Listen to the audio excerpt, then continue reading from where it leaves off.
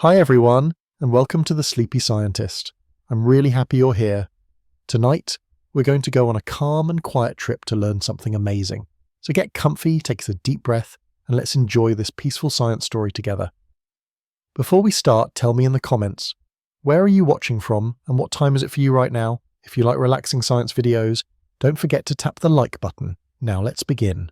Beneath your skin, tucked behind muscle and memory, there is a secret keeper.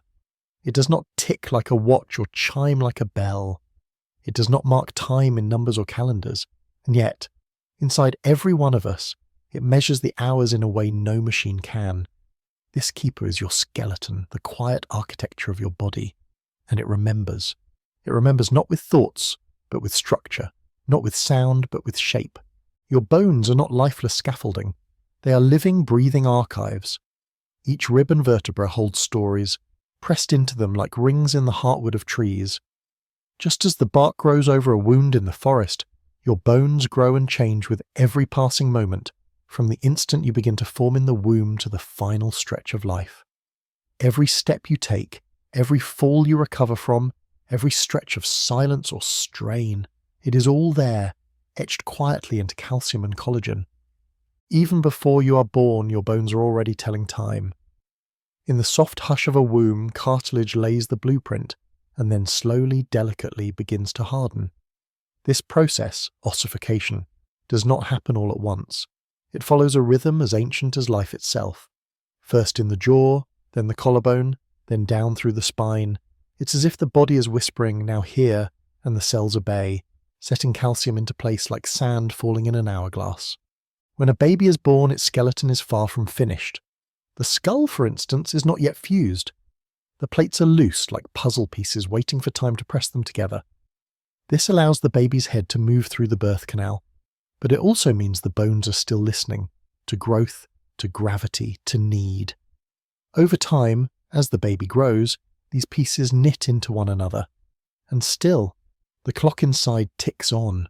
In childhood, the bones grow with a certain hunger. They stretch with the wild joy of play, the endless running and jumping and tumbling of being young. Growth plates, located at the ends of long bones, are especially active during these years. They are like small soft workshops, full of cells that multiply and lengthen the bone little by little. Every inch you gain in height is a record of the clock turning. Every growth spurt, every ache in your knees or hips, these are reminders that your bones are still writing your timeline. But bones are not only shaped by time, they also shape how you move through it. The curvature of your spine, the angle of your hip bones, the set of your shoulders, these define your posture, your balance, even your gait. And posture too remembers. It remembers whether you spent your days hunched over the books or standing in sunlit fields. It remembers if you were burdened or if you carried yourself freely. Over time, gravity helps mold your skeleton like wind shaping a canyon wall. And even when you are still, your bones are quietly listening to pressure, to emotion, to the stories your body tells. There is something else. Bones are not just passive recipients of your story, they are also participants. Inside the marrow, the soft core of your larger bones, is a busy world of life. Blood cells are born here. Every heartbeat carries their journey. Red cells delivering oxygen, white cells guarding against illness. These cells live short vital lives and then are replaced again. It's a cycle that never stops. In this way, the bones not only track your age, they help you stay alive, moment by moment. And should you break a bone, a wrist, a leg, a finger, it does not forget. The fracture leaves behind a trace even after it heals. A subtle ridge, a change in density, a place where time paused and then resumed. Doctors, when they study your bones, can see these signs. They can tell when you stopped growing, when you got sick, even how old you were when you began to walk. Like archaeologists unearthing a fossil, they read your body's history not in ink, but in mineral. Imagine walking through your own timeline. Your femurs remember your first steps. Your ribs remember every breath you've taken. Your spine recalls each time you stood taller after falling. All these memories, quiet and unwritten, are carried with you. Even when you forget, your bones do not. Now picture this. In the far future, long after your voice has faded, long after the sound of your footsteps has vanished into dust, your bones could still remain. Fossilized perhaps, or buried beneath layers of earth, and even then they might whisper to someone curious enough to listen. Here lived a human, they might say. Here was a life, here was time, marked softly in moan. Let's pause in this moment, in the stillness between movement and memory, and remember that even now, as you sit or lie or simply breathe, your skeleton is listening. It is learning, it is becoming. And in every quiet cell, in every steady arch, it is gently, patiently telling time. Now imagine drifting deeper into the bones themselves, not the shape they give you, but the slow, steady work they do behind the scenes. Inside your skeleton is a quiet workshop, a place of constant change. We often think of bones as still and solid, like the frame of a house that never moves. But in truth, your bones are always working, always listening, always changing in soft, silent ways. There is a balance they keep between building and breaking down. This process is called bone remodeling, and it never stops. Day and night, your skeleton is reshaped in tiny ways like sand on a tide-smooth shore. Two kinds of cells take the lead in this secret rhythm: osteoblasts, which build new bone, and osteoclasts, which gently remove the old. Together, they make sure your bones stay strong but never too heavy, never too brittle. It's a dance that continues quietly every moment you live. This remodeling does more than just repair small cracks or keep things strong. It helps your body adapt. When you lift something heavy, when you walk uphill, when you run or stretch, your bones notice. They respond. They add density where it's needed, like a tree thickening its trunk where the wind blows hardest.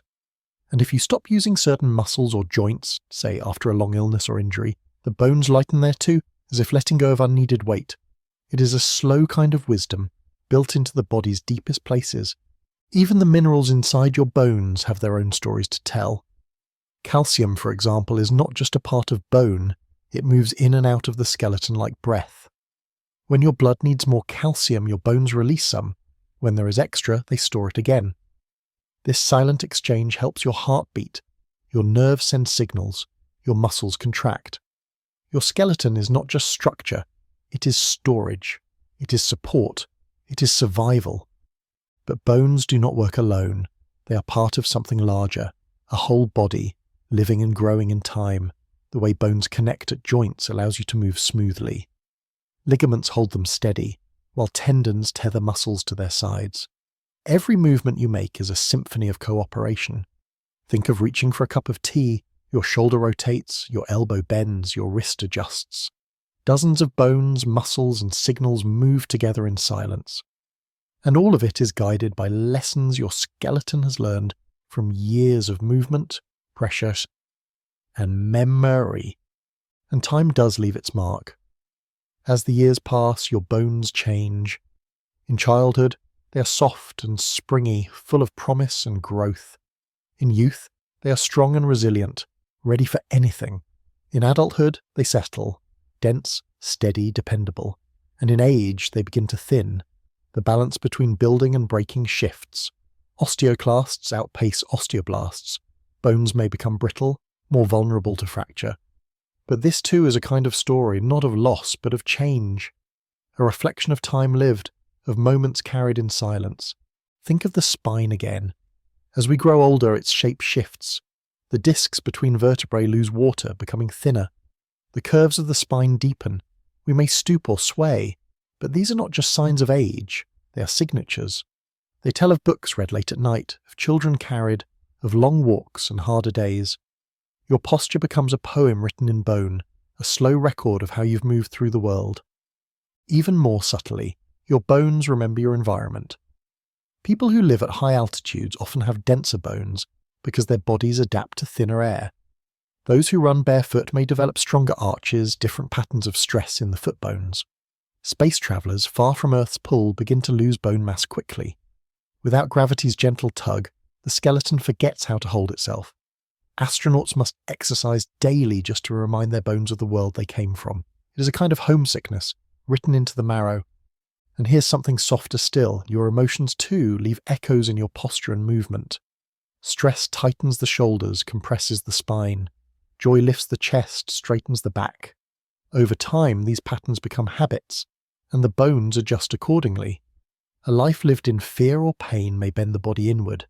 A life lived with ease may keep the spine tall. Our feelings shape our form more than we realise. Let's return now to the marrow.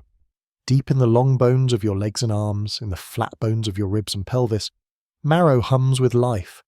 Red marrow creates new blood, while yellow marrow stores fat for emergencies. As you age, your red marrow becomes yellow in some areas, but not all.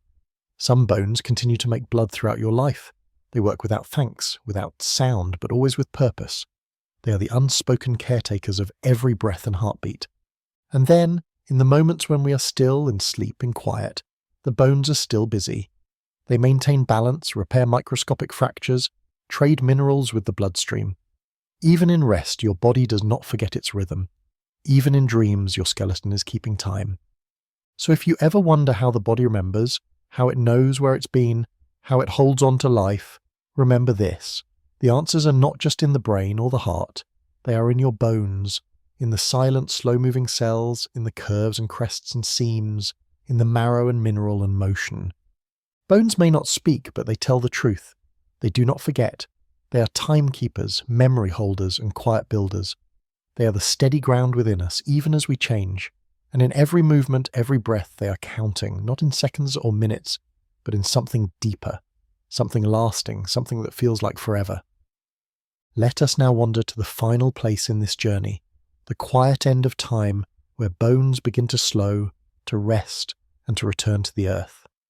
In this space, we do not speak of decay with sadness, but with respect. For even in fading, your skeleton carries purpose. Even in stillness, it holds stories. Aging is not a vanishing.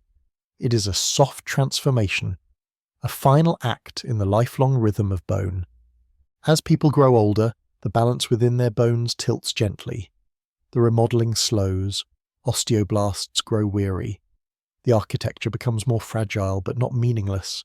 In this fragility is history, a lifetime of steps and falls, laughter and illness, burdens carried and moments held close.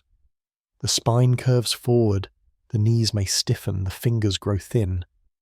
But each line, each change, is a verse in your body's autobiography. In some, this gentle shift becomes more pronounced. Osteoporosis, a condition marked by reduced bone mass and strength, can develop over time. It is as if the skeleton is exhaling, letting go of what is no longer needed. The risk of fracture grows, especially in the hips, spine, and wrists. But even then, the body tries to adapt. Muscles tighten to offer support. Balance adjusts. The world moves slower, more carefully, and the bones whisper with every step, "I'm still here." And when the time comes, as it does for all living things, when breath stills and the heart rests, the skeleton does not disappear. The soft tissues return to the earth quickly, but bone stays. It weathers, it sinks into soil, into stone, into memory. It becomes part of something larger than the self. A body becomes a story again, this time for the world to find. Archaeologists have uncovered bones that are thousands of years old. Some curled in graves, some stretched beneath ash, others scattered in fields. From these remains they read the past. They see the age at death, the illnesses carried, the shape of lives long ended. A healed fracture in a femur shows resilience. Worn vertebrae suggest long years of labour. Stunted growth in childhood bones reveals famine or illness. Even tooth enamel can hold traces of the water once drunk, the land once walked. Bones become time capsules, opening slowly beneath the patient hands of science. And not just human bones, the skeletons of animals too hold deep stories. Fossils of dinosaurs show how joints worked, how muscles once pulled. A bird's wing bone shows how flight evolved. A whale's spine recalls the time when its ancestors walked on land. The earth is full of these quiet records, waiting beneath layers of dust and stone. They are not lost, only sleeping, only waiting. But even while we live, while our own skeletons still move and carry and hold, there is more to understand, for the bones are not only shaped by biology, they are shaped by culture, by tradition, by the way we see our bodies and others. In some societies, bones are sacred, kept in temples or homes. In others, they are studied, displayed, or hidden away.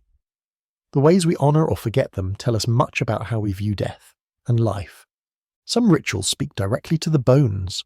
Tibetan sky burials, for example, offer the body to the sky, bones left exposed to the open world. In other places, bones are cleaned and kept as symbols of memory, carved with names or dates. In ossuaries, thousands of human bones are arranged into patterns, arches of femurs, chandeliers of skulls. These are not horrors, they are reminders that we are temporary, that we are lasting. And in a modern hospital, a surgeon might graft bone from one person to another, a quiet donation of strength, a literal sharing of support. Bone marrow, too, can be transplanted, a gift of life from one skeleton to another. These acts, quiet and medical, are deeply human. They are the bone's final lesson, that even in silence, even without voice, we can give, we can carry, we can remember. Let us return now to where we began, the feeling of sitting still, of breathing gently, of knowing that something beneath you holds you up, that something is not just a skeleton, it is a clock, a journal, a witness. It has held you in sleep, in motion, in pain, in joy. It has bent without breaking. It has healed again and again. It has given shape to every dance, every fall, every reach of your hand towards something you love. Touch your wrist, your jaw, your ribs. Beneath the skin, time lives, not in hours or years, but in texture, in curve, in density, not in alarms or calendars, but in the patience of osteocytes, in the soft folding of marrow, in the calcium that has moved through stars and seas to become you. This is not metaphor. It is real. The atoms in your bones are older than Earth. You're built from dust that once floated between suns. So when you feel tired, when you feel worn, remember this. Your bones have known worse, and they have carried you through it. When you feel joy, remember. Your skeleton rises with you, holds the posture of your happiness. When you feel alone, remember. Your bones are your oldest companions. They have never left. They have never stopped listening. And one day, when you are no longer here to tell your story, your bones might. In their stillness, they might whisper to someone with gentle hands and curious eyes. They might say, "Here is where love was carried. Here is where laughter lived. Here is where time passed, not quickly but deeply, and here is where it was remembered." In the end, bones are not just what remain of a person. They are what a person has always been. Quiet, strong, changing, remembering. There is a soft line that runs down the centre of your back, a line made not of ink or string, but of memory. It begins at the base of the skull, where the head balances quietly on the neck, and stretches downward through the shoulders, the ribs, the hips, all the way to the small curve at your tailbone. This line is your spine, and though we rarely think of it, it remembers everything. Every posture held in joy or sorrow, every weight carried, every quiet moment of standing still or leaning in. Your spine remembers, not with words but with shape. When you were first learning to walk, your spine was still figuring out how to balance. Unlike many animals, humans stand upright, a miracle of evolution, a delicate stacking of bones that allows us to gaze at the sky while standing on Earth. But this vertical stance comes at a cost. The spine, shaped like a gentle S, must carry the full weight of your body. It does so without complaint, bending, flexing, and twisting through decades of movement. As a child, your spine was full of potential.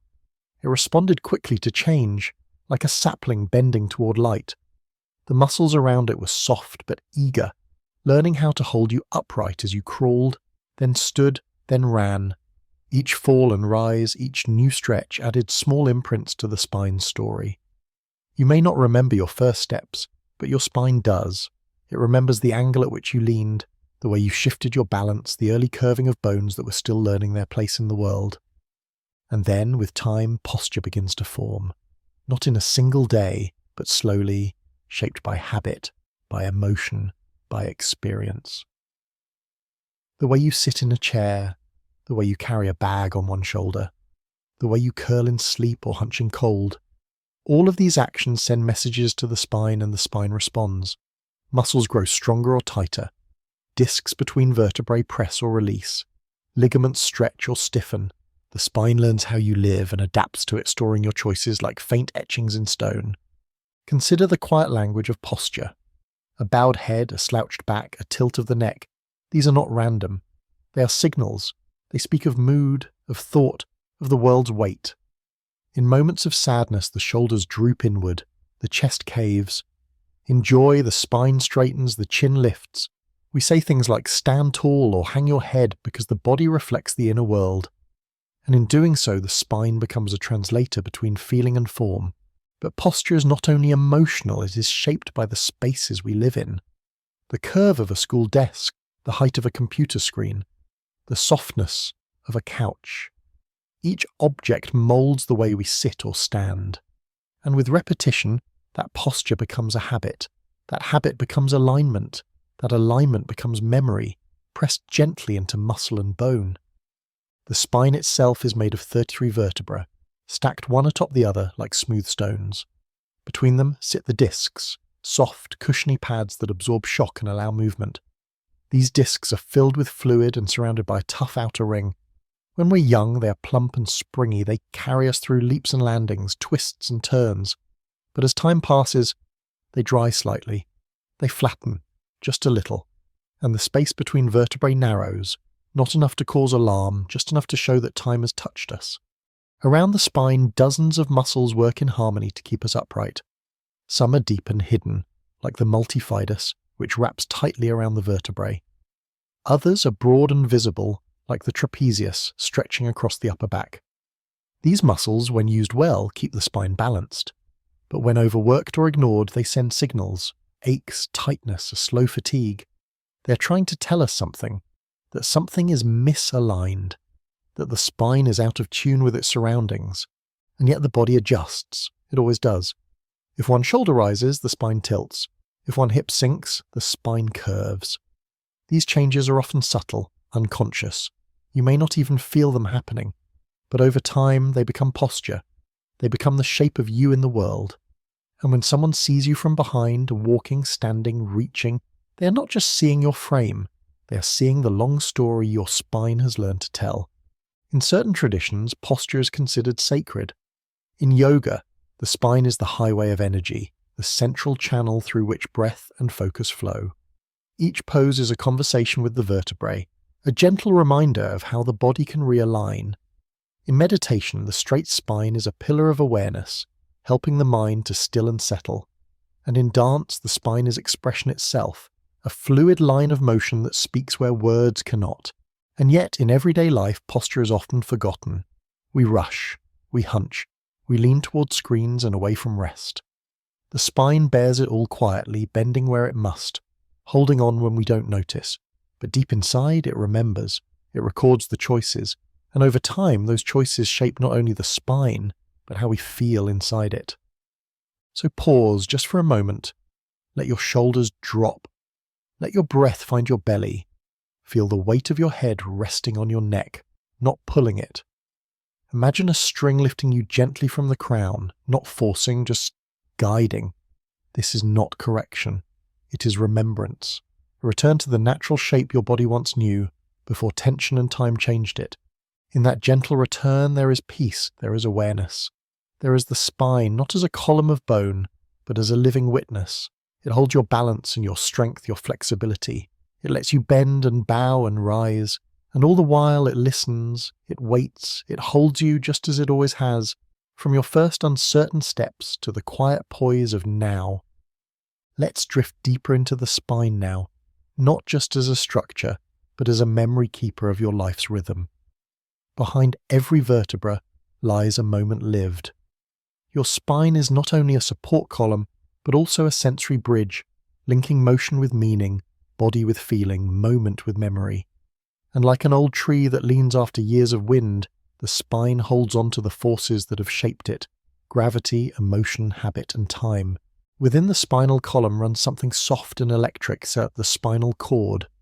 This is the superhighway of communication, a long ribbon of nerves that carries messages from the brain to every inch of your body. Without it, you could not move a finger or feel the sun on your skin. Encased within the vertebrae, this precious cord hums with life. It is cushioned, protected, guarded by bone and fluid, and yet it is responsive, tender, always alert to what the body asks it to do. Every posture you hold changes the space around that cord. When you slouch, the vertebrae press more tightly. When you lift your chest, the cord stretches gently. The angle of your neck when you read or scroll can either invite fluid motion or create tension. Over time, these positions become patterns, and the spine learns them, sometimes at a cost. Chronic compression can lead to nerve pinching, reduced circulation, tingling in the hands or feet. But these aren't punishments, they're messages. Your body is asking you to remember ease. The nervous system doesn't just carry movement, it carries mood. When we feel fear, we often curl inward. The spine folds like a leaf retreating from cold. The chest closes, the shoulders rise, the head bows. This position feels safe. It's old, built into our biology from the days when hiding made us survive. And the spine remembers. It holds that curve long after the fear has passed, like a coat still worn long after the storm. But joy lives in the spine too. Think of how your back arches in laughter, how your whole body opens in a stretch after rest. Think of how you stand taller in pride, how you rise with purpose when walking towards someone you love. These moments lengthen the spine, release the ribs, awaken the lower back. They are not conscious commands. They are natural expressions, signs that the spine does more than hold you. It speaks with you. There are deeper rhythms too. The spine moves with the breath. Inhale, and the ribs expand. The thoracic spine lifts. Exhale, and it softens. In this quiet rocking, breath after breath, the spine flows like a tide. And if you sit in stillness long enough, you might begin to feel it. The subtle wave of motion from your pelvis to your crown, like the sea beneath a sleeping boat. This is the spine's quiet dance with life, always responding, always swaying. Certain conditions show us how delicate this balance is. In scoliosis, for example, the spine curves sideways, often forming a gentle S or C shape. This curve may begin in childhood and deepen over time. For some, it causes pain or stiffness. For others, it is simply part of who they are. The body, as always, adjusts. Muscles tighten on one side, loosen on the other. Breath flows differently. Balance finds a new center. Even in asymmetry, there is story of resilience, adaptation, and quiet strength. Then there's kyphosis, a forward rounding of the upper spine, often seen in older adults.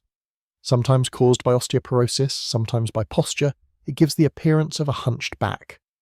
But this curve too is not a failure. It is the body responding to years lived, burdens carried, perhaps a somnolence has kept too long. And lordosis, the inward curve of the lower back, often reflects compensation for movement, for habit, for anatomy. The spine is never still, it is always responding. Across the world, cultures have recognized the importance of posture for centuries. In martial arts, the spine is central, a line of balance and power. In classical dance, posture defines grace. In traditional medicine, systems like Ayurveda and Chinese medicine, the alignment of the spine affects energy flow, digestion, and emotional well-being. These ancient systems understood what modern science now explores. The spine is not just mechanical, it is energetic, expressive, alive. Let's return now to emotion. Think of grief. Real, heavy grief. It does not only live in the heart, it lives in the back. It pulls the spine downward, presses into the shoulders, weighs on the chest. So, people who mourn often speak of a physical ache, a heaviness between the shoulder blades. And it is real. The body holds sorrow in posture, just as it holds memory in muscle. The spine curves to carry what the mind cannot yet name, but the reverse is also true. Movement can change mood. A simple stretch, a roll of the shoulders, a lifting of the head, these can shift your inner state. The body and mind are not separate. They speak in every movement. And when you move with intention and slowly, kindly, your spine listens. It softens. It remembers what it feels like to be supported, to be open, to be at home in your own body. Even in rest, the spine participates. When you lie down, your vertebrae decompress. Your discs rehydrate. Sleep is not just for the brain. It is healing for the spine. During sleep, spinal fluid moves more freely, carrying waste products away from the brain. The back lengthens slightly. The muscles let go. This is why sleeping positions matter, not for perfection, but for comfort, for relief. A curled position may comfort the heart. A stretched one may soothe the hips. The spine once again responds. In modern life, we often forget the needs of our spine. We fold it into chairs, we forget to move, to stretch, to notice, And so it reminds us, with stiffness, with soreness, with a quiet ache, these are not scoldings, they are gentle nudges. They are the body's way of saying, remember me, care for me, I carry everything you are. So pause again. Feel where your spine touches your chair, your bed, the earth. Feel its length, from your tailbone to your neck, from your foundation to your gaze. Imagine it not as a straight pole, but as a living, breathing river. Let it flow, let it unwind. Let it become soft again. Because the spine does not forget. It holds your posture, yes. But more than that, it holds your presence. It is the line you draw across space when you enter a room. It is the shape of you in rest and in movement. And when you meet the world, when you speak or reach or breathe, it is your spine that gently says, I am here. As we drift toward the end of this story, let's reflect on what the spine teaches us about time. Every curve, every alignment, every adjustment, they are not just physical, they are messages, echoes from moments we may not even remember. The way we sit at our desks, the way we carry our groceries, the way we sleep each night, all of these actions, repeated day after day, become the quiet language of our bodies. And the spine listens. It takes these gestures and shapes them into a form that speaks of our lives. What happens when you change the way you move? What happens when you make a conscious effort to sit up straighter, to align your shoulders, to lift your chin? The body notices. The muscles respond, the joints adjust, and the spine finds new pathways. And as the spine shifts, so too does the rest of the body, the heart, the lungs, the mind. The body is not separate from the mind. It is a conversation, a dialogue, and the spine, always at the center, is the messenger. It's fascinating how the spine doesn't just support our structure. It connects us to something deeper, something more ancient. It is our root, our core, the very first thing we have to support us as we grow from a single cell into the complex beings we are today. Without the spine, we could not stand upright, could not walk, could not experience the world from our own perspective. It is the first line of defense, the keeper of balance, the protector of our most vital systems. Yet the spine is not rigid. It is pliable, flexible, adaptable, like the earth beneath our feet. It bends and stretches, sways and curves. In a sense, it mirrors the fluidity of life itself. Life is not about remaining the same. It's about growth, adaptation, and transformation. And just as we grow taller as children, the spine too undergoes its own transformation. It adjusts with age, with movement, with new experiences. It may stiffen in response to time, but it also holds the wisdom of those years. The curves deepen, the posture shifts, and yet the spine remains strong, like a tree that stands through many seasons. Perhaps there is something beautifully humbling in this process. In our youth, we move without thinking, our bodies unburdened by the years. We stand tall without care for the toll that time may take. But as we grow older, we begin to feel the weight of our lives, and the spine, though it bends and curves with the years, does not break. It holds us up, carries us forward, and teaches us how to bear the weight of our experiences, how to stand tall again. The body remembers, doesn't it? It remembers the hours spent hunched over a desk, the years spent carrying heavy loads, the nights spent sleeping in awkward positions. And yet the body also remembers the stretches, the moments of relief, the care we give it in times of need. It knows the difference between ease and strain, between effort and surrender. And if we listen closely, it tells us. It tells us when to rest, when to stretch, when to straighten, and when to bend. It is a quiet, continuous conversation, a dance between time and movement. But here's the gift of the spine's wisdom. It's never too late to change the way we move. No matter how many years we've spent in poor posture, no matter how long we've carried old habits, the spine is always willing to learn again. Every stretch, every mindful movement, every gentle adjustment helps the spine reclaim its natural state. And when we make those changes, when we treat our spine with the care it deserves, it responds. It softens, it lengthens, it aligns itself once again. And in that softening there is peace. In a way, the spine teaches us about resilience. It shows us that no matter the challenges, no matter the weight we bear, we can still find balance. We can still stand tall, we can still move with grace. And even when life presses against us, even when time seems to wear us down, the spine reminds us that we are made to endure. We are made to bend, to stretch, to rise, and to fall. And in every movement, in every posture, we are writing the story of who we are, who we've been, and who we have yet to become. So as you sit here in this moment, consider your own spine. Notice how it feels. Is it relaxed or tense? Are you holding yourself in a position of strength, or are you slumped under an invisible weight? And then ask yourself, how would it feel to release that weight? How would it feel to breathe deeply, to lengthen the spine, to stand with ease? You may notice that as you do, your whole body shifts. The mind becomes clearer, the heart a little lighter. And in that simple act of mindful movement, the spine finds its rhythm again. Remember, the spine is not just a collection of bones. It is the keeper of time, it is the holder of memories, and it is the guide, always, toward balance and renewal. So as you go through your day, remember to check in with your spine. Notice its whispers, and let it guide you toward a more mindful, more gentle way of being. There is a kind of silence that lives inside the body, a silence not of stillness, but of holding. The bones carry it quietly until one day a crack appears. Not just a break in the surface, but a conversation interrupted, a fracture. And suddenly something that once felt eternal, your structure, your shape, is asking for attention. But this too is part of the language of the body. Fractures are not just damage, they are how bones speak when something has changed too quickly, too sharply, too much. And within that break there is meaning. Imagine falling, a slip on a wet floor, a stumble on uneven ground. The world tilts, gravity grabs hold, and the body reacts. In that fraction of a second, muscles tense, arms stretch out, the mind flashes with instinct. And then comes impact. Sometimes it's soft, a bruise, a scrape, but sometimes deep beneath the skin the bone takes the brunt.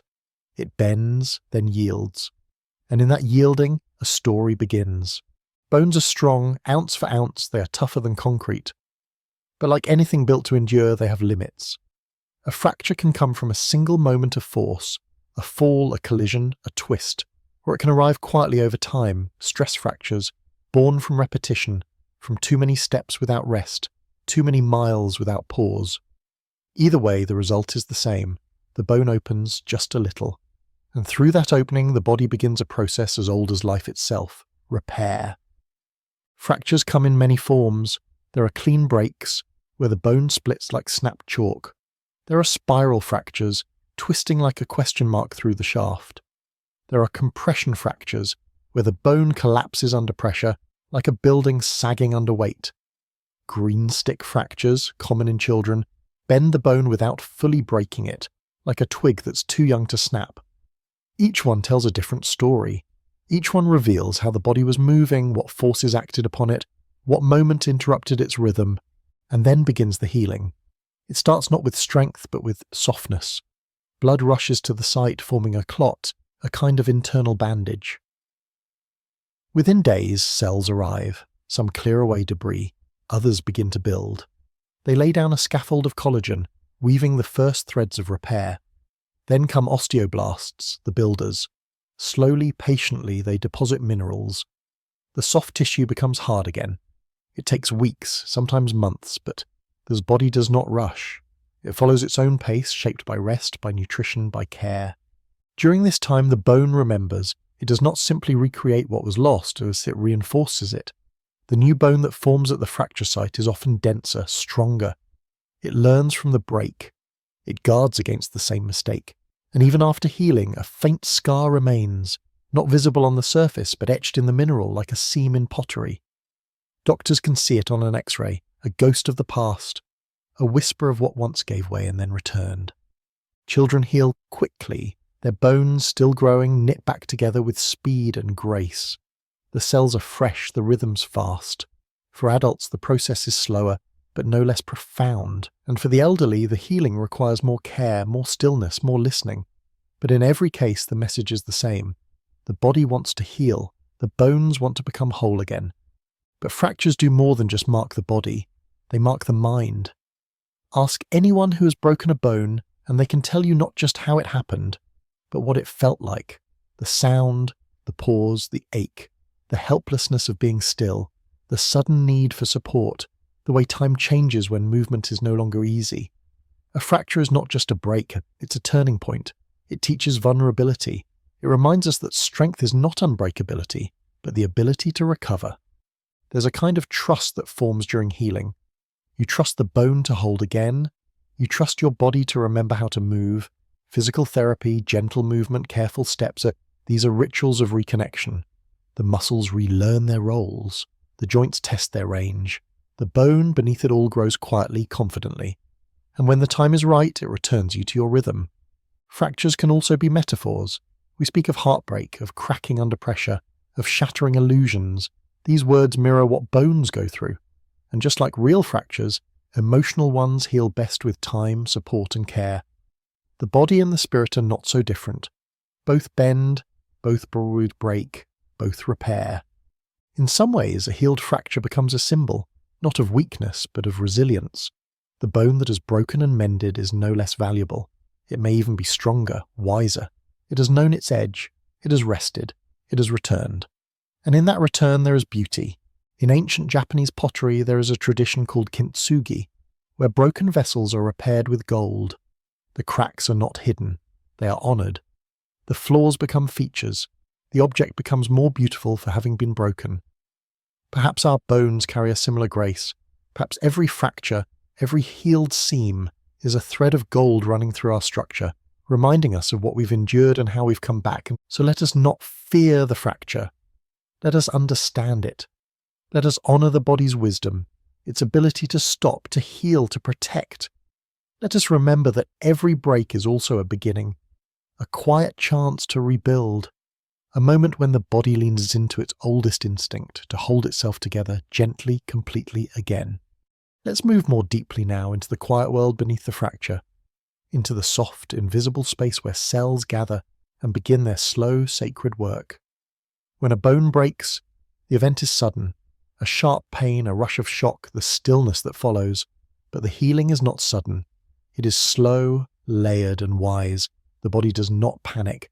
It simply begins, with the same calm rhythm it has followed for millennia. This is not just recovery, it is memory.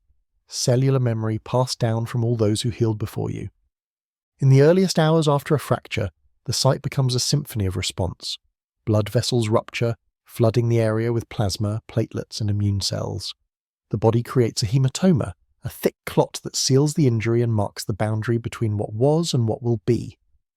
Within this clot, tiny messengers called cytokines travel like whispers through the bloodstream, calling on reinforcements. These signals awaken the cells that build and rebuild. The orchestra is assembling, the repair has begun. Next comes the callus, a temporary bridge made of cartilage and fibrous tissue. It forms like scaffolding around the break, a soft brace that holds space while the real work happens inside. Osteoblasts arrive like careful artists painting the scaffold with calcium phosphate. Slowly, this mineral becomes woven into the soft matrix. Cartilage becomes bone. What was once weak becomes strong again. This entire process is called endochondral ossification, and though the name sounds complex, the rhythm is simple. Make soft, then make strong. The body never rushes. It takes weeks, sometimes months. But all the while, the cells are sculpting. They are remembering the original shape of the bone, redrawing it from the inside out, using tools carved from evolution. But even while the bone heals, it must be held still. This is where casts and splints come in, external supports that protect the internal work. They seem simple, but they are part of the language too. A cast is not just a restraint, it is a message. Be still, so you may grow. This is a lesson often echoed in life. That healing sometimes requires stillness. That growth often happens in quiet, invisible ways. The person healing must also adjust. Movement changes. Time stretches. Days pass more slowly. Simple acts, tying shoes, climbing stairs, turning a doorknob, become reminders of dependence, of fragility. And yet in this space something shifts. A new kind of awareness is born. You begin to notice what the body usually does in silence. You see how much you carry, and you begin to understand that strength isn't just force, it's patience, it's trust. In some cultures, broken bones are seen as rites of passage, a mark of endurance.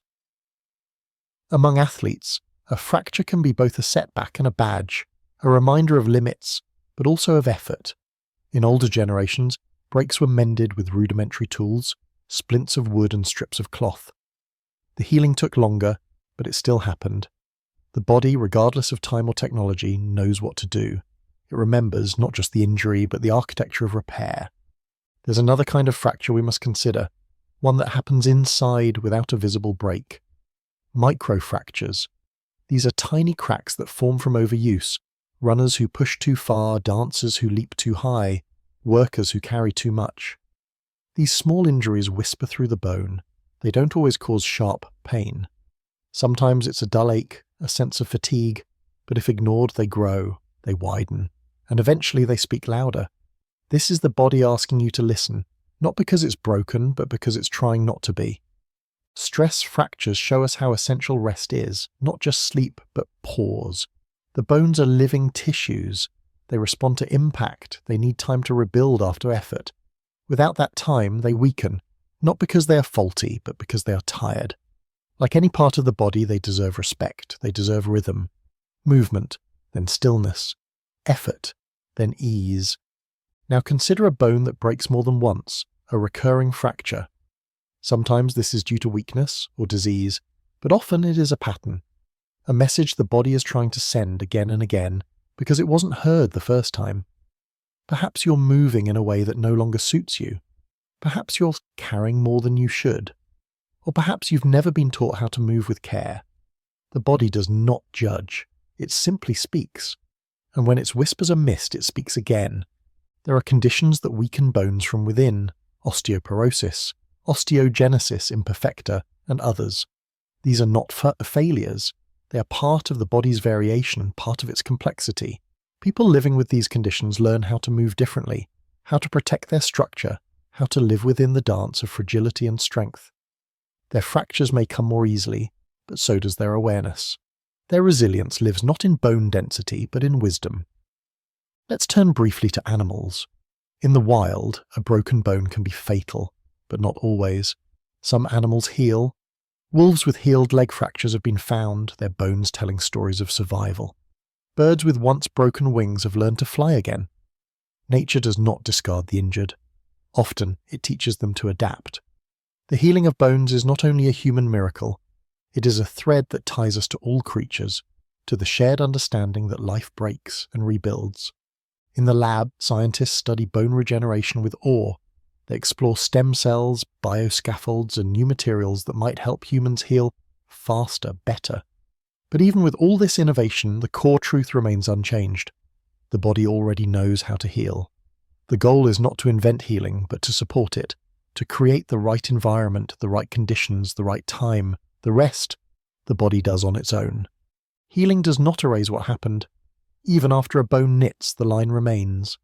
A story carved in calcium, visible only to those who look closely. That line is not a weakness. It is a signature, a record, a quiet vow that the body kept its promise to come back from breaking, to hold again, to carry once more.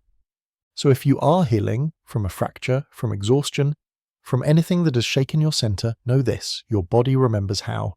It has done this before in thousands of small ways you may never have noticed. The cells still know the rhythm, the bones still carry the blueprint, and somewhere deep within, the healing has already begun. Let's return now to the quiet strength that lives beneath every scar. The place where the fracture once was is no longer just a break, it's a memory sealed in bone. It does not scream, it does not beg to be forgotten, it simply stays, like a healed seam in old wood, part of the whole. This is not the story of brokenness, it's the story of return. The body's promise is not that it will never falter, but that it will always try to come back together. The last stage of bone healing is one of refinement. The initial repair, the bulky callus of woven bone, is gradually replaced by stronger, smoother lamellar bone. This takes time, sometimes months, but it is a patient process. Osteoclasts begin to smooth the site, gently removing excess material. Osteoblasts continue their silent layering, refining the shape, blending it into the surrounding structure. It is as if the bone is not just healing, but learning how to forget the jagged edges of the past, how to return to form with grace. And yet it never truly forgets. A healed fracture remains visible to those who know where to look. It may ache in the cold weather. It may remind you of the fall, the pause, the months of stillness, but it will also remind you of the strength that followed. The way you moved again, the first steps without pain, the first time you lifted without fear. These are not just physical milestones, they are emotional ones. Because every fracture is also a test of trust in the body, trust in time. People who have recovered from fractures often speak differently about their bodies. They move with more awareness, they stretch more slowly, stand more mindfully, listen more carefully. Their fracture teaches them that the body is not just a machine to be driven, but a living, breathing partner. One that responds to kindness, one that asks and answers. This relationship deepens with age. As bones become more vulnerable, the awareness grows sharper. Every stumble is noted, every ache is considered. But this is not fear, it's care. It's a form of respect. And with it comes a kind of wisdom, that to live in a body is not to demand, but to collaborate. You listen, you adjust, you move in harmony with the limits and the lessons. In communities where movement is central, dancers, climbers, martial artists, the knowledge of bones runs deep. They speak of alignment, of force paths, of loading and grounding. Not because they fear injury, but because they understand structure. They've studied the dialogue between motion and stillness, and often those who've fractured, who've had to pause, reset, retrain, carry even greater clarity. They know how precious movement is, how temporary pain can be, how beautiful the return feels. There is also beauty in imperfection. In some cultures, bones that have healed unevenly are not hidden but honoured. In others, they are woven into myth. The warrior's limp, the elder's stoop, the healer who once broke. These are not signs of weakness, they are signs of survival. The imperfect body is not a flawed one, it is simply a body that has lived. And what of bones that do not fully heal? In some cases, fractures form a non-union, where the break never quite closes, or a malunion, where it heals, but in a new shape. These are more complex stories. They require adaptation, sometimes surgery, sometimes a new way of moving, but even then the body adjusts. It finds new patterns. Muscles compensate, joints shift, the rhythm changes, but it continues. Life doesn't stop because of a fracture, it just rewrites the steps. In the animal world, healed fractures are found in fossilized bones, dinosaurs with broken tails, mammoths with shattered ribs, birds with healed wings. These are not exceptions, they are reminders that to break and mend is part of life itself, that survival is not always smooth, that strength can come with seams.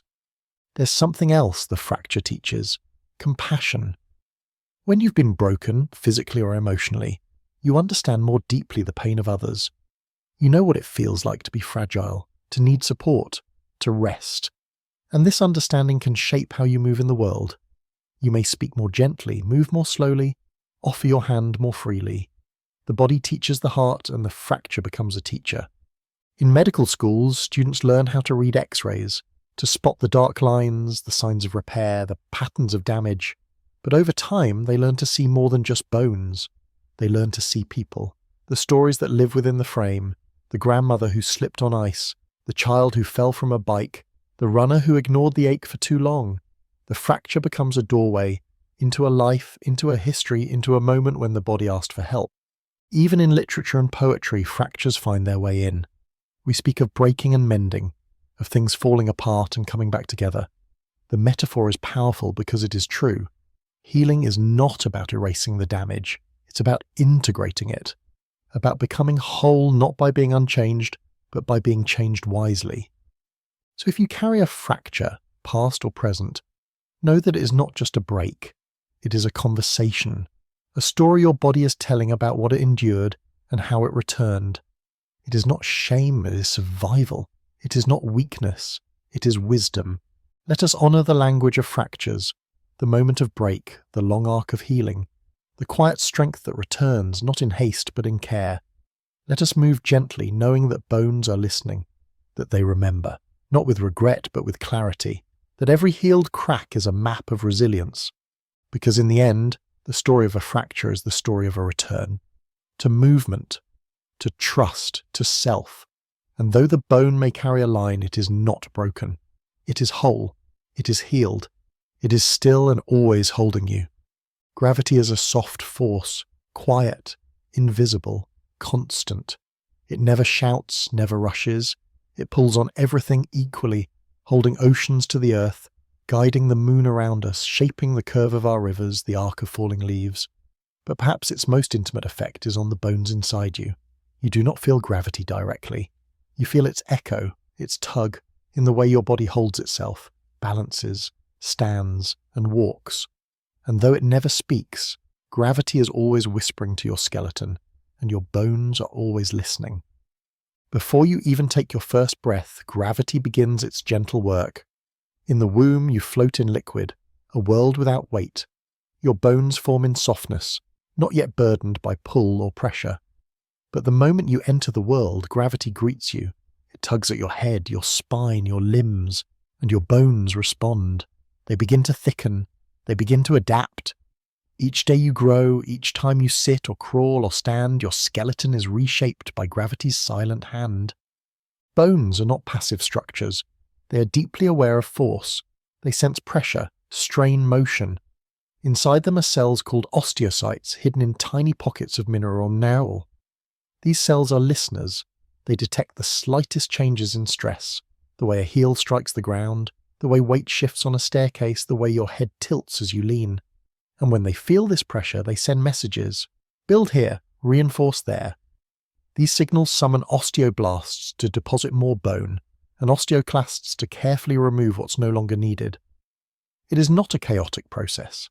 It is beautifully balanced, a dialogue between structure and gravity that happens every second of your life. This balance is called Wolff's Law, the principle that bone adapts to the loads under which it is placed. A violinist's arm bones become denser on the side of their instrument. A dancer's feet strengthen in response to jumps and landings. A runner's femurs become thicker with time. It is gravity that creates the pressure, and bones that respond by reshaping themselves around it. No two skeletons are the same, because no two lives apply the same forces. Even in stillness, gravity shapes you. When you stand, your spine aligns to keep you upright. The curves in your back, cervical, thoracic, lumbar, are not flaws. They are responses. They help distribute weight, balance your head, soften each step. Without these curves, the pressure on each vertebra would be too much. And so your spine arches like a suspension bridge, designed not just for strength, but for grace under pressure. Your legs carry much of the weight. The femur, or your thigh bone, is the longest, strongest bone in your body. It angles slightly inwards to align your knees with your center of gravity. Below it, your tibia and fibula bear the pressure of standing, walking, running. The arch in your foot, that delicate curve, acts like a spring, absorbing impact and returning energy. Every step is a conversation with gravity, and your bones are fluent speakers, but this conversation only continues as long as gravity is present. In space, far from Earth's pull, something strange begins to happen. Astronauts floating without weight begin to lose bone mass, sometimes as much as 1–2% per month. Without gravity pressing on the skeleton, the osteocytes no longer sense strain. They fall silent. The body, assuming bone is no longer needed, begins to reabsorb it. Muscles shrink too, no longer resisting pull. The body adapts, but in reverse, shedding strength in a weightless world. This is not failure, it is efficiency. The body is always adjusting to its environment, even if that environment is the silence of orbit. But when astronauts return, they must retrain their bones. Through exercise, resistance bands, careful loading, they slowly remind their skeletons how to listen to gravity again. It is not easy, but the memory is still there, and the bones, patient as ever, begin to rebuild. Even here on Earth, the absence of movement can change how bones feel gravity. If someone is bedridden for a long time, their bones begin to thin, the signals stop, the balance shifts. That's why physical therapy, even simple weight-bearing movement, is vital. It's not just for the muscles, it's for the bone itself. Every gentle step, every slight push against the earth reawakens the skeleton's memory. In youth, the relationship with gravity is one of growth. Children tumble, leap, run. Their bones grow rapidly, responding to new loads. In adolescence, the growth plates near the ends of long bones remain open, stretching taller each year. Activity strengthens them. Play becomes architecture. Even during sleep, when the body is still, gravity pulls gently, keeping the conversation alive. As adulthood settles in, bone mass reaches its peak. The skeleton becomes its strongest, but this strength is not permanent. Around age 30, the balance begins to shift. Bone formation slows, resorption continues, and slowly, unless resisted by movement, bones begin to lose density. This is not a flaw in design, it's the natural rhythm of adaptation. The body builds when needed and lets go when not. Weight-bearing exercises, walking, dancing, climbing stairs, help slow this decline. They are ways of reminding the skeleton that gravity is still here, still speaking, still needed. Bones that are used stay dense. Bones that are forgotten begin to fade.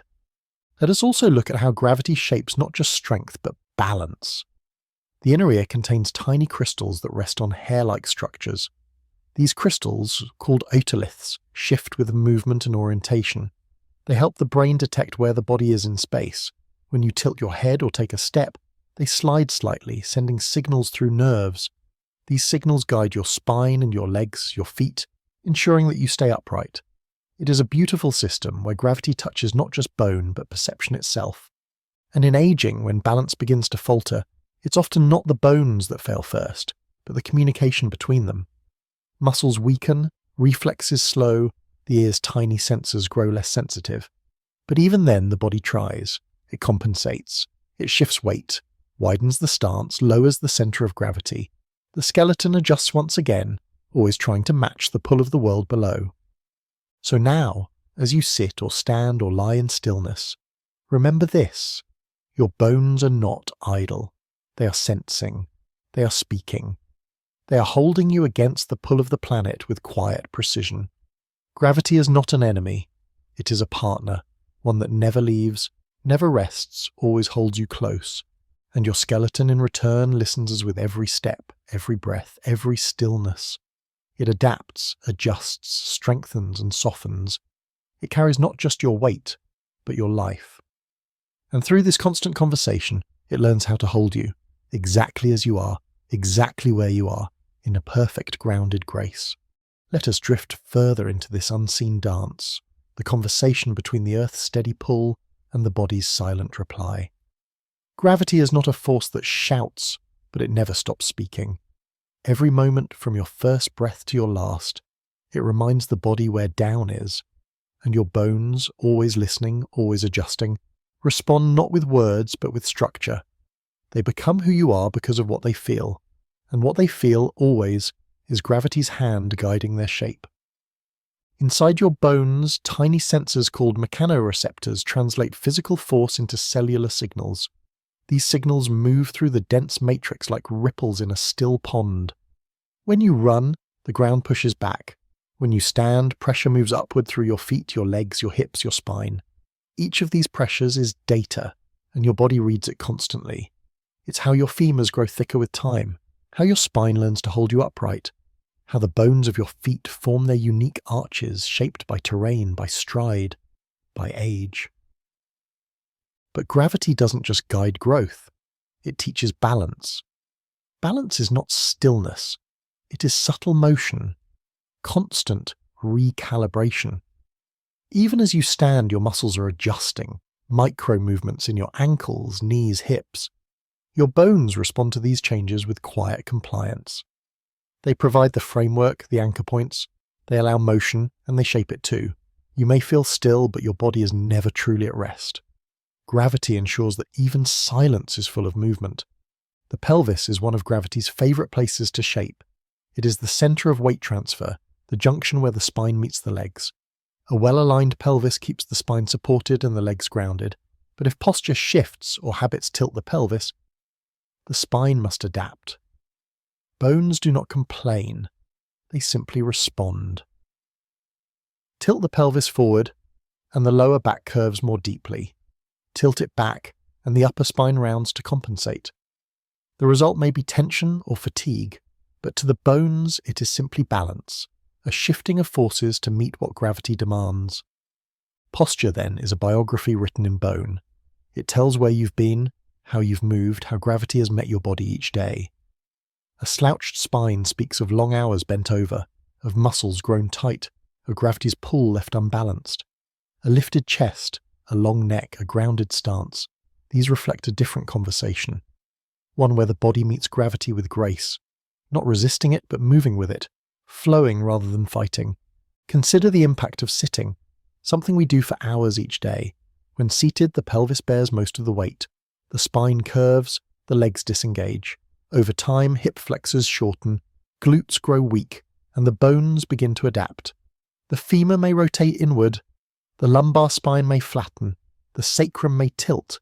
These are not flaws, they are gravity's marks, written softly into the body's shape. And the remedy is simple: movement, variation, the return of standing, of walking, of letting the bones feel the full rhythm of pressure and release. Children learn this balance intuitively. They squat with ease, crawl with strength, stand with curiosity. Their bones are soft enough to change quickly, and gravity shapes them with speed. A toddler's bowed legs straighten with walking. A child's flat feet rise into arches through play. It's a time of experimentation, of falling and rising, and each fall, each rise teaches the bones how to listen better. In adults, change is slower. The bones are more set, the patterns more deeply learned, but still they can change. A person who begins weight-bearing exercise in middle age can gain bone mass. A person who improves posture can alter alignment. Even in later life, the skeleton responds. It's never too late for the bones to listen again. Let us turn for a moment to astronauts, those who leave gravity behind. In orbit, weightlessness erases the pressures bones are used to. The spine lengthens, discs expand, joints feel more loose. Without pressure, the body lets go. The bones lose density, muscles atrophy. And yet, with return to Earth, the process reverses. The skeleton remembers gravity. It welcomes its pull. Exercises performed in space, resistance training, tethered treadmills, are not for appearance, they are for bone. They are reminders. They say, you're still under gravity's care even here. This memory, this ability to adapt, is not limited to astronauts. It lives in all of us, in those who walk after injury, in those who regain strength after long illness. Gravity becomes a healer, a guide, as long as it is felt with awareness. Movement, then, is medicine, a way to reintroduce the body to pressure, to contact, to ground, and bones, faithful as ever, respond. Osteoporosis, a condition of reduced bone density, shows us what happens when gravity's lessons are forgotten, or when the cells stop listening. The bones thin, becoming fragile. Fractures become more likely, especially in the hips, wrists and spine. But even here, the body does not give up. With movement, with nutrition, with care, bones can still respond. They can still rebuild. They are never too far gone to try. The connection between bones and gravity goes deeper than mechanics. It shapes emotion, presence, stability. When we feel grounded, we speak of feeling safe, rooted, steady. These are not just metaphors. They are sensations, the feet pressing into the earth, the hips anchoring the spine, the shoulders resting without tension. When gravity meets the body in harmony, we feel whole. And the reverse is true. In fear, in anxiety, we lift away from gravity. We tighten the shoulders, clench the jaw, lift the chest. The body becomes light, but not in peace, in alertness, in tension. To return to ground is to return to calm. To let the body drop back into the earth's pull is to find rest. So let's pause. Feel the seat beneath you, the way it holds your weight, the pressure on your feet, your back, your legs. These are not burdens, they are reminders that you are connected, that you are part of the earth's quiet conversation, that your bones are not separate from the planet, but shaped by its gentle hand. In every step you take, gravity offers the same invitation. Lean into me, let me carry part of you. And your bones, always ready, always listening, say, I will. They bend, they shift, they strengthen, they grow, they become the living architecture of your story, held upright by a force you never see but always feel.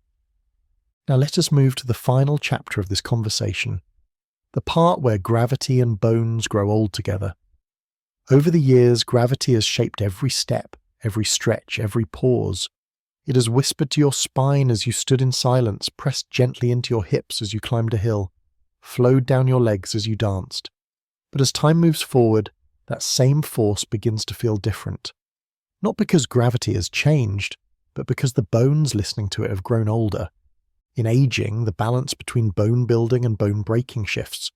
Osteoblasts, the builders, slow down. Osteoclasts, the removers, continue their work. Over time, the body begins to lose more bone than it gains. This isn't failure, it's transition. The skeleton that once grew quickly now begins to soften. Bone density declines, especially in the spine, the hips, the wrists. The bones remain strong in purpose, but more vulnerable to fracture. And so gravity's pull feels heavier. Not because it is cruel, but because the bones carrying you have changed their rhythm. Movements that once felt light, rising from a chair, stepping off a curb, lifting a bag, now ask more attention. Balance grows more delicate, muscles tire faster. But the body even now is adapting. It always has been. The joints tighten to provide stability. The spine may bend forward slightly, the feet spread, seeking more contact with the ground. These changes are not signs of defeat. They are signs of cooperation, of the body working with gravity, not against it.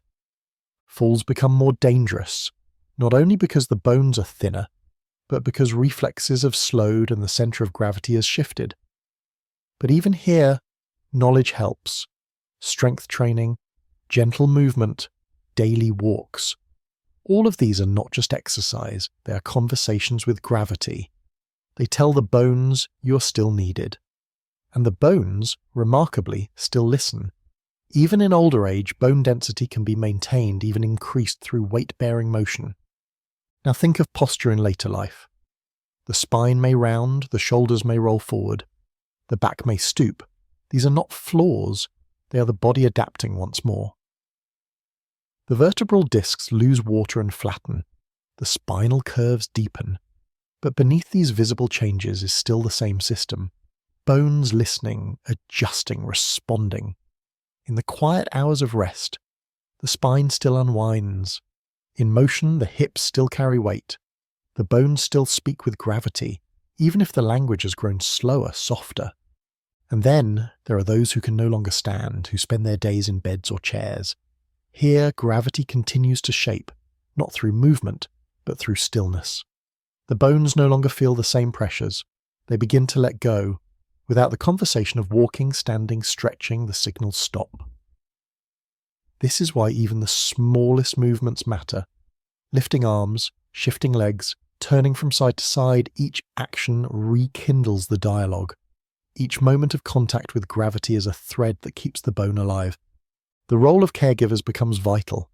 Helping someone move is not just about comfort, it's about keeping the bones in touch with the world.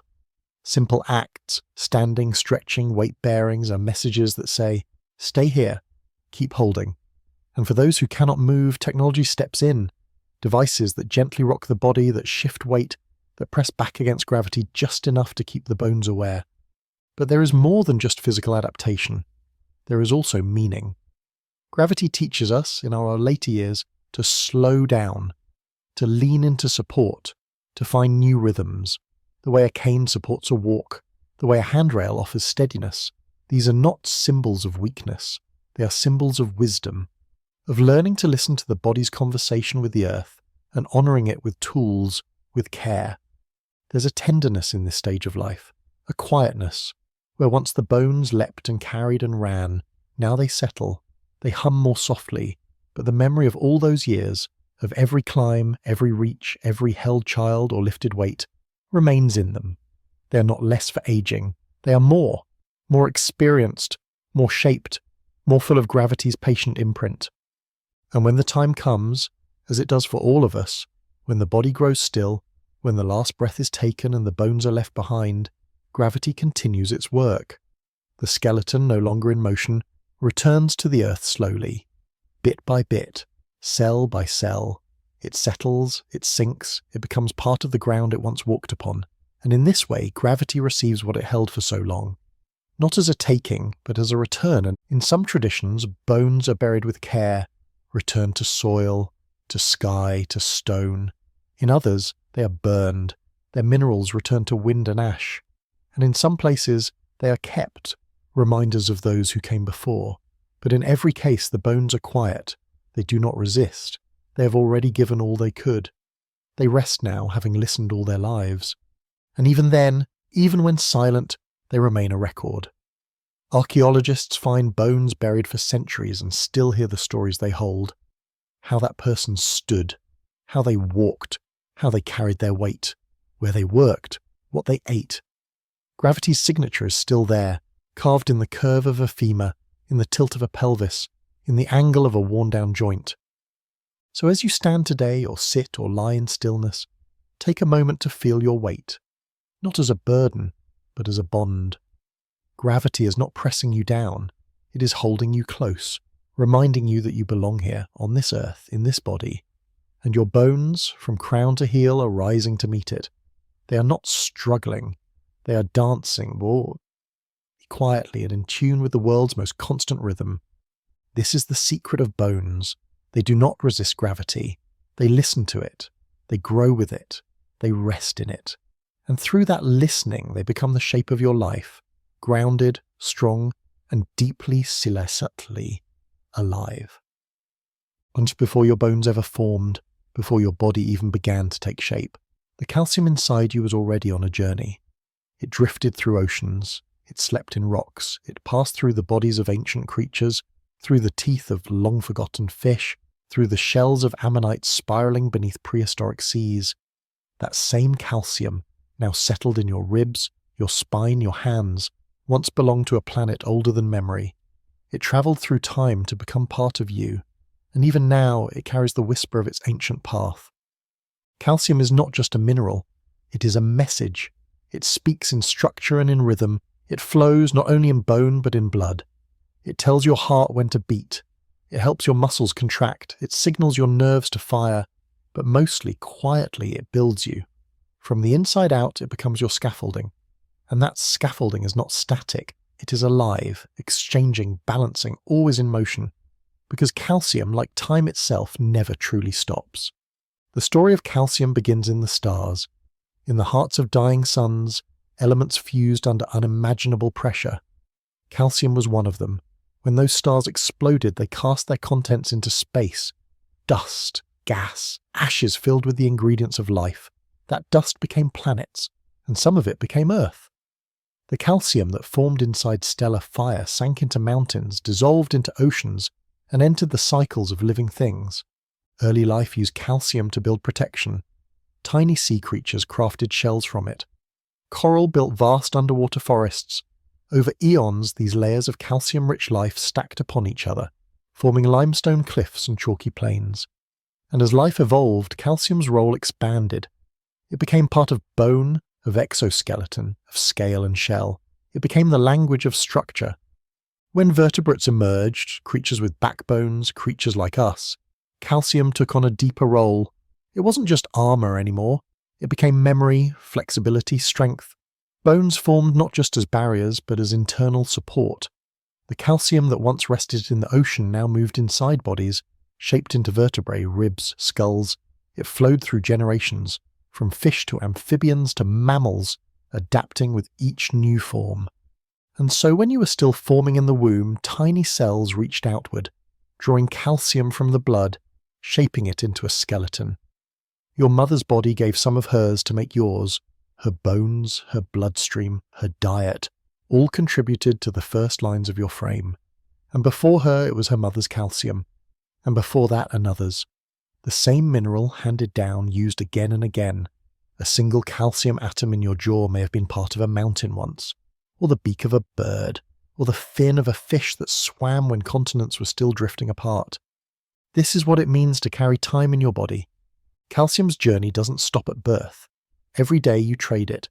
What you eat becomes part of you. Milk, greens, grains, all carrying calcium from soil and sunlight. What you excrete leaves with it. A cycle that never ends. Your body stores about 9% of its calcium in bones and teeth, keeping a small reserve in the blood. But even that reserve must stay within a narrow range. Too little and muscles seize. Too much and signals falter. The body balances it with remarkable precision, borrowing from bone when needed, returning it when possible. That balance is controlled by messengers, hormones like parathyroid hormone and calcitonin. These tiny molecules monitor levels like guardians at a gate. If calcium drops too low, bones are asked to give. If it rises, the bones are offered a little more. It is a quiet negotiation carried out second by second, night and day. In childhood, this exchange is weighted toward growth. The skeleton soaks up calcium, laying down new bone with hunger. In adolescence, the pace quickens, building the dense framework that will carry the adult body. By the late 20s, bone mass peaks, and from there, it begins to shift. Calcium is still added, but the balance tips. Slowly, gently, bone begins to release more than it receives. This is where awareness matters. Diet, movement, rest. All these things influence how much calcium the bones retain. Weight-bearing activities signals the bones to stay strong. Vitamin D, gathered from sunlight or food, helps the body absorb what it needs. Without it, even the best diet can fall short. The bones don't complain loudly, they simply thin, little by little, until one day a fall becomes a fracture, and the story changes. But the story doesn't end. Bones can rebuild, the calcium can return, not as quickly, not as easily, but still, the body remembers how. With enough care, enough time, density can rise again. Not just in children, but in elders too. The bones, no matter how aged, are still listening, still willing to hold the calcium that time offers. And so every glass of milk, every bite of leafy green, every sunlit walk becomes part of this ancient cycle. You're not just feeding yourself, you are inviting the past to stay with you. You're adding another chapter to the calcium's journey, from star to stone to sea to skeleton. This idea that the mineral in your bones was once part of something vast changes how we see ourselves. We are not separate from the world, we are made from it, and not only made once, but remade every day, in every breath, every bite, every step. Calcium, quiet and unseen, binds you to the earth and to the stars. It listens, it remembers, it becomes you. Let us wander deeper into the cycles of calcium, not only as a mineral in your body, but as a silent traveller of landscapes, a ghost in water, a builder of forms both ancient and new. For even now, the calcium in your bones is on the move. Not quickly, not visibly, but always shifting, exchanging, finding balance. And this flow does more than hold your skeleton. It holds your life in rhythm. When you move, calcium helps your muscles contract. Inside each cell, calcium ions act as messengers. A signal arrives from a nerve, and calcium floods into the muscle fibers, unlocking the mechanism that causes movement. Your fingers lift, your foot flexes, your eyes blink.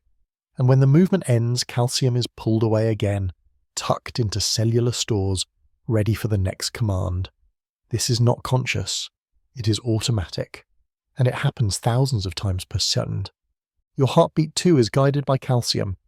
Specialized cells in your heart generate electrical pulses, tiny lightning flashes that travel through the muscle tissue. These signals tell the chambers when to contract, when to relax, and calcium makes those contractions possible. Without it, the rhythm would falter. The beat would stop. It is calcium, quiet and unseen, that helps your heart sing its steady song. Even your brain relies on it.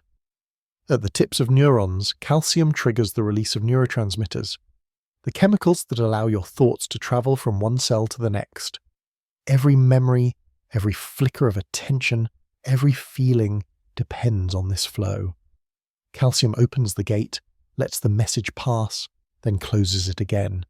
It's a kind of gentle choreography, guiding thought with mineral precision. But none of this is separate from bone. Your skeleton is your calcium bank, holding reserves for when the body needs more.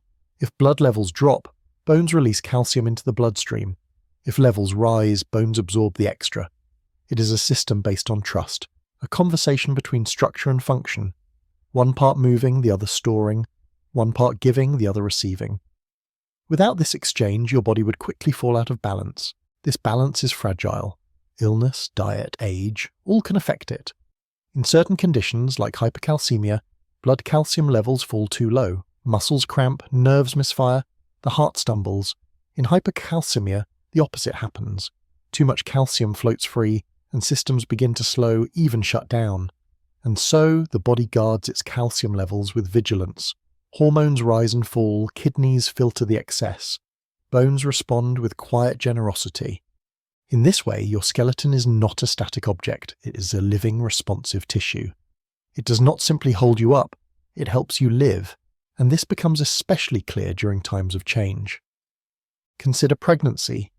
As a new life begins to form, the need for calcium rises. Bones, teeth, a tiny heartbeat all require this mineral. and so the mother's body responds. Hormones shift, more calcium is absorbed from food. If needed, it is borrowed from her bones. And after birth, during breastfeeding, the cycle continues. Calcium flows outward, into the milk, into the child, and later, when the child begins to eat, they gather calcium from the world on their own, and the mother's body replenishes what was given. It is one of the most intimate examples of elemental generosity. But calcium is not just for growth, it is also for repair. When a bone breaks, calcium rushes to the site. It helps form the callus that bridges the fracture. It hardens into new bone. Without it, healing would not be possible. And so, in moments of injury, the calcium inside you becomes a sculptor, patching, shaping, rebuilding. In aging, the story shifts again. Bone density decreases. The balance tips. The body begins to borrow more calcium from bone than it returns. This is natural, but it can be softened. Movement matters. Nutrition matters. Even stillness, when mindful, can help. Yoga, walking, gentle resistance. These invite calcium to stay. They remind the skeleton it is still needed. Calcium also teaches us about the environments we live in. In regions where water is rich in calcium, hard water, people often get more through what they drink. In places where soil is depleted, crops may carry less.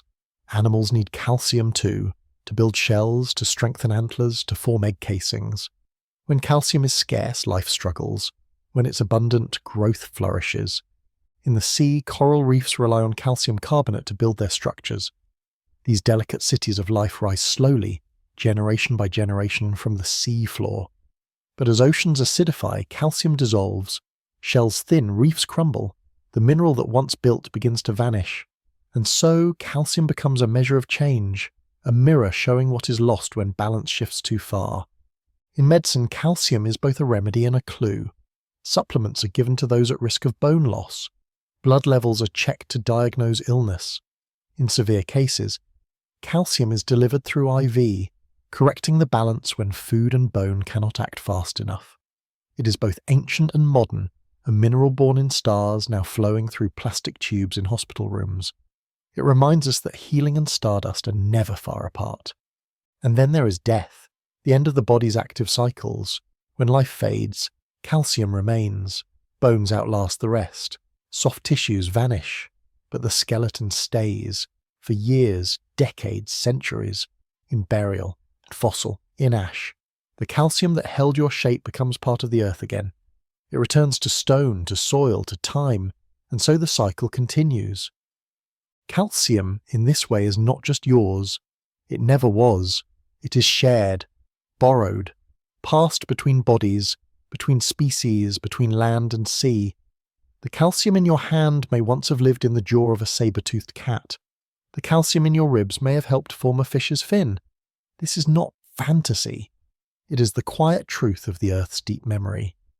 So when you drink a glass of milk, when you stretch in sunlight, when you feel the strength of your bones beneath you, remember this: you are made of a traveller, a particle that has seen oceans and stars, stone and skin, a mineral that builds, that moves, that listens. You are more than flesh, you are time, held together by calcium's soft, strong thread. Let us now arrive at the resting place of this journey, the soft understanding that what builds you is not only yours, but borrowed, ancient, and endlessly shared.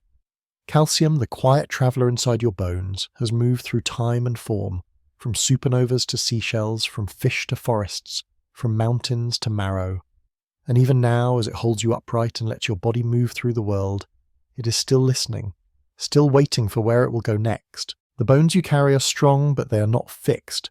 They are always in a state of motion, microfractures healing, minerals exchanging, cells building and dissolving. What seems solid is actually fluid, just stretched across a longer rhythm. And calcium is at the heart of it all. It doesn't stay still because life doesn't stay still. And when we speak of being, of growth, of healing, we are really speaking of the ways calcium flows, shaping us quietly like a tide that moves stone without noise. Even your teeth, those hard pearls of enamel and dentin, are part of this calcium story. Enamel is the hardest substance your body can make, and yet it too wears down over time. It is a monument of mineral, resistant to heat, to cold, to years, but not immortal.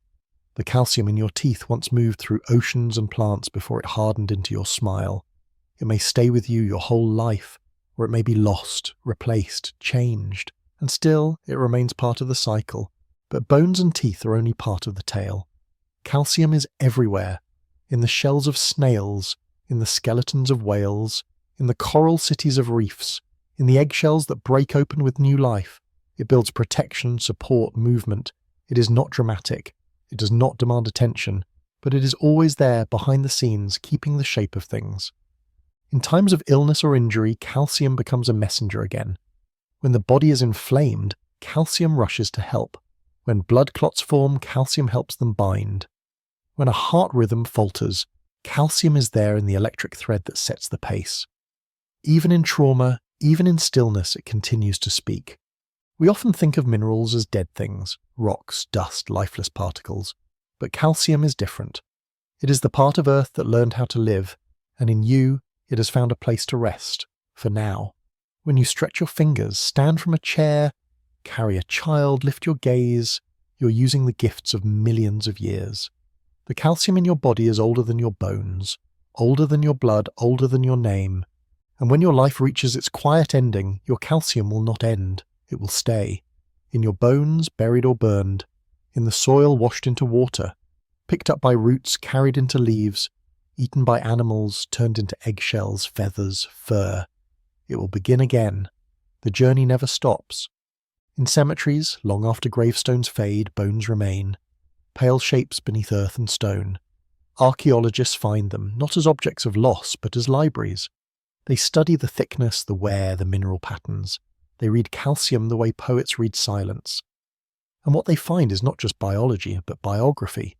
Diet, health, travel, trauma, this is all written there. The bones speak through the mineral, and the mineral speaks of time. In places untouched by humans, calcium still moves. In caves where bats nest, their droppings nourish life. The calcium they carried returns to the stone. In deserts where animals die, their bones bleach beneath the sun, breaking down, giving back. Even there, where no eyes see, calcium continues its quiet work and cycling, flowing, remembering. You are part of this, not just for your lifetime, but far beyond. The minerals you carry will become part of something else, a tree, a mountain, a drop of water. There is no end to it, no final resting place, only transformation. This too is a kind of comfort, that nothing is truly lost, that even in death we are part of a greater cycle, not erased, but reformed, not vanished, but returned. So today, as you walk or stretch or simply sit, take a moment to feel what lies beneath your skin, the strength in your spine, the quiet hold of your hips, the fine architecture of your hands. These are not just shapes, they are fossils in motion, relics of stars, sculptures of time.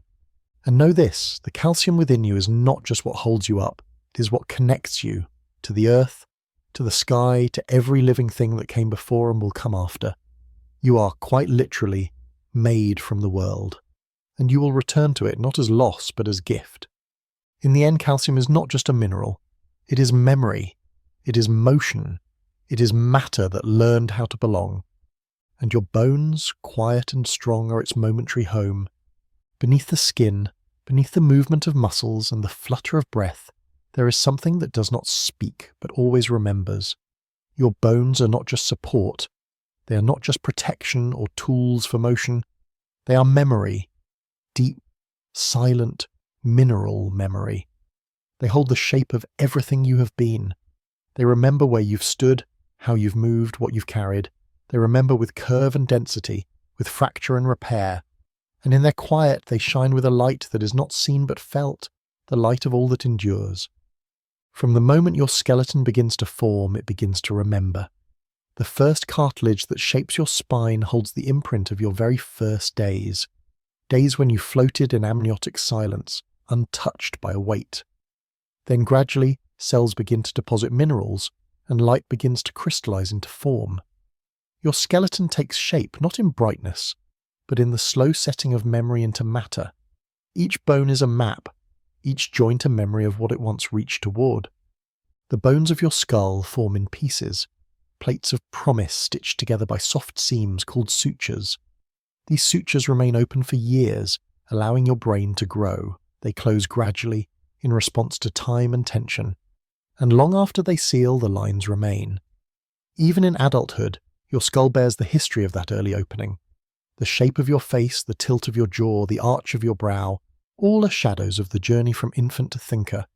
Inside your bones is marrow, not just the red, living substance that creates blood, but a record of what your body needs most. The marrow shifts over time. In youth, it is everywhere: ribs, arms, legs, vertebrae, full of red blood cell production, humming with life. As you age, red marrow recedes, replaced by yellow marrow, rich in fat, quieter in activity. But the potential remains, the memory remains. Under stress or illness, the marrow can shift again, returning to red, returning to help. Your body remembers how to heal, and the skeleton holds the instructions. Your spine, too, is a library. Each vertebra holds the weight of everything above it: your head, your heart, your thoughts. And each disc, soft and fluid-filled, carries the imprint of your posture, your effort, your years. The curve of your lower back remembers how long you've stood. The angle of your neck recalls the time you've spent looking down or lifting your gaze. Even without injury, the bones change with time, shaped by use, by pause, by persistence. And consider your hands. Every tiny bone in your fingers carries the memory of touch, the pressure of writing, the rhythm of tools, the gentleness of skin against skin. The bones in your wrists turn with habit, the angles shifting with the repetition. And when you stop, when your hands grow still, the bones still hold what they've learned. They do not forget the work you did, the love you gave, the lives you held. The hips and legs carry another kind of memory, the memory of movement and burden. The femurs remember every step. The pelvis remembers every weight carried, every long walk, every leap. It thickens and curves and rotates in response to life. And within it, the acetabulum, the cup where the femur meets the pelvis, becomes deeper or shallower, stronger or smoother, depending on what it has held. Your body builds itself around your choices. But not all memory is physical. Some of it is ancestral. The bones you carry are shaped not only by your life, but by the lives before yours. Genetics determine the curve of your back, the width of your shoulders, the density of your limbs. These shapes are echoes. You may never know the names or faces of the ancestors who passed them on, but their memory lives in your skeleton, in the way you are held from within. In this way, bone becomes lineage. A whisper passed down, not in words but in angles and shadows. You are not just your own story. You are the continuation of others, their survival, their motion, their strength, the slope of your collarbone, the twist of your radius, the span of your ribs. These are histories, repeating quietly in your frame. There is also the memory of healing. Each time a bone is fractured and then mended, it carries that event forever. The line of the break becomes part of the structure. A healed bone is often stronger at the site of injury and not weaker. This is not just biology, it is metaphor. A reminder that what breaks can return, that what hurts can harden into support. That your skeleton is not just a record of your damage, but of your return. Even disease leaves memory. Arthritis carves its message into joints.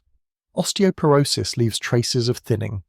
Trauma leaves impressions, even if the surface remains smooth.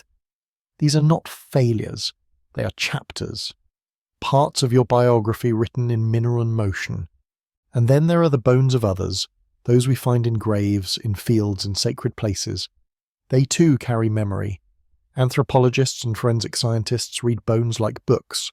They learn how someone lived, what they ate, what they survived, whether they bore children, whether they carried burdens. Bones do not speak aloud, but they do not lie. They are memory made solid. In museums, we see skeletons of whales, birds, ancient reptiles, and though they are long dead, their bones still shine with silent light. The curve of a spine tells us how they moved. The wear on a joint tells us how they lived. Bone is not ephemeral, it lasts, and in that lasting it holds truths that nothing else can. Your bones, then, are not just yours, they are time's signature, etched quietly into form.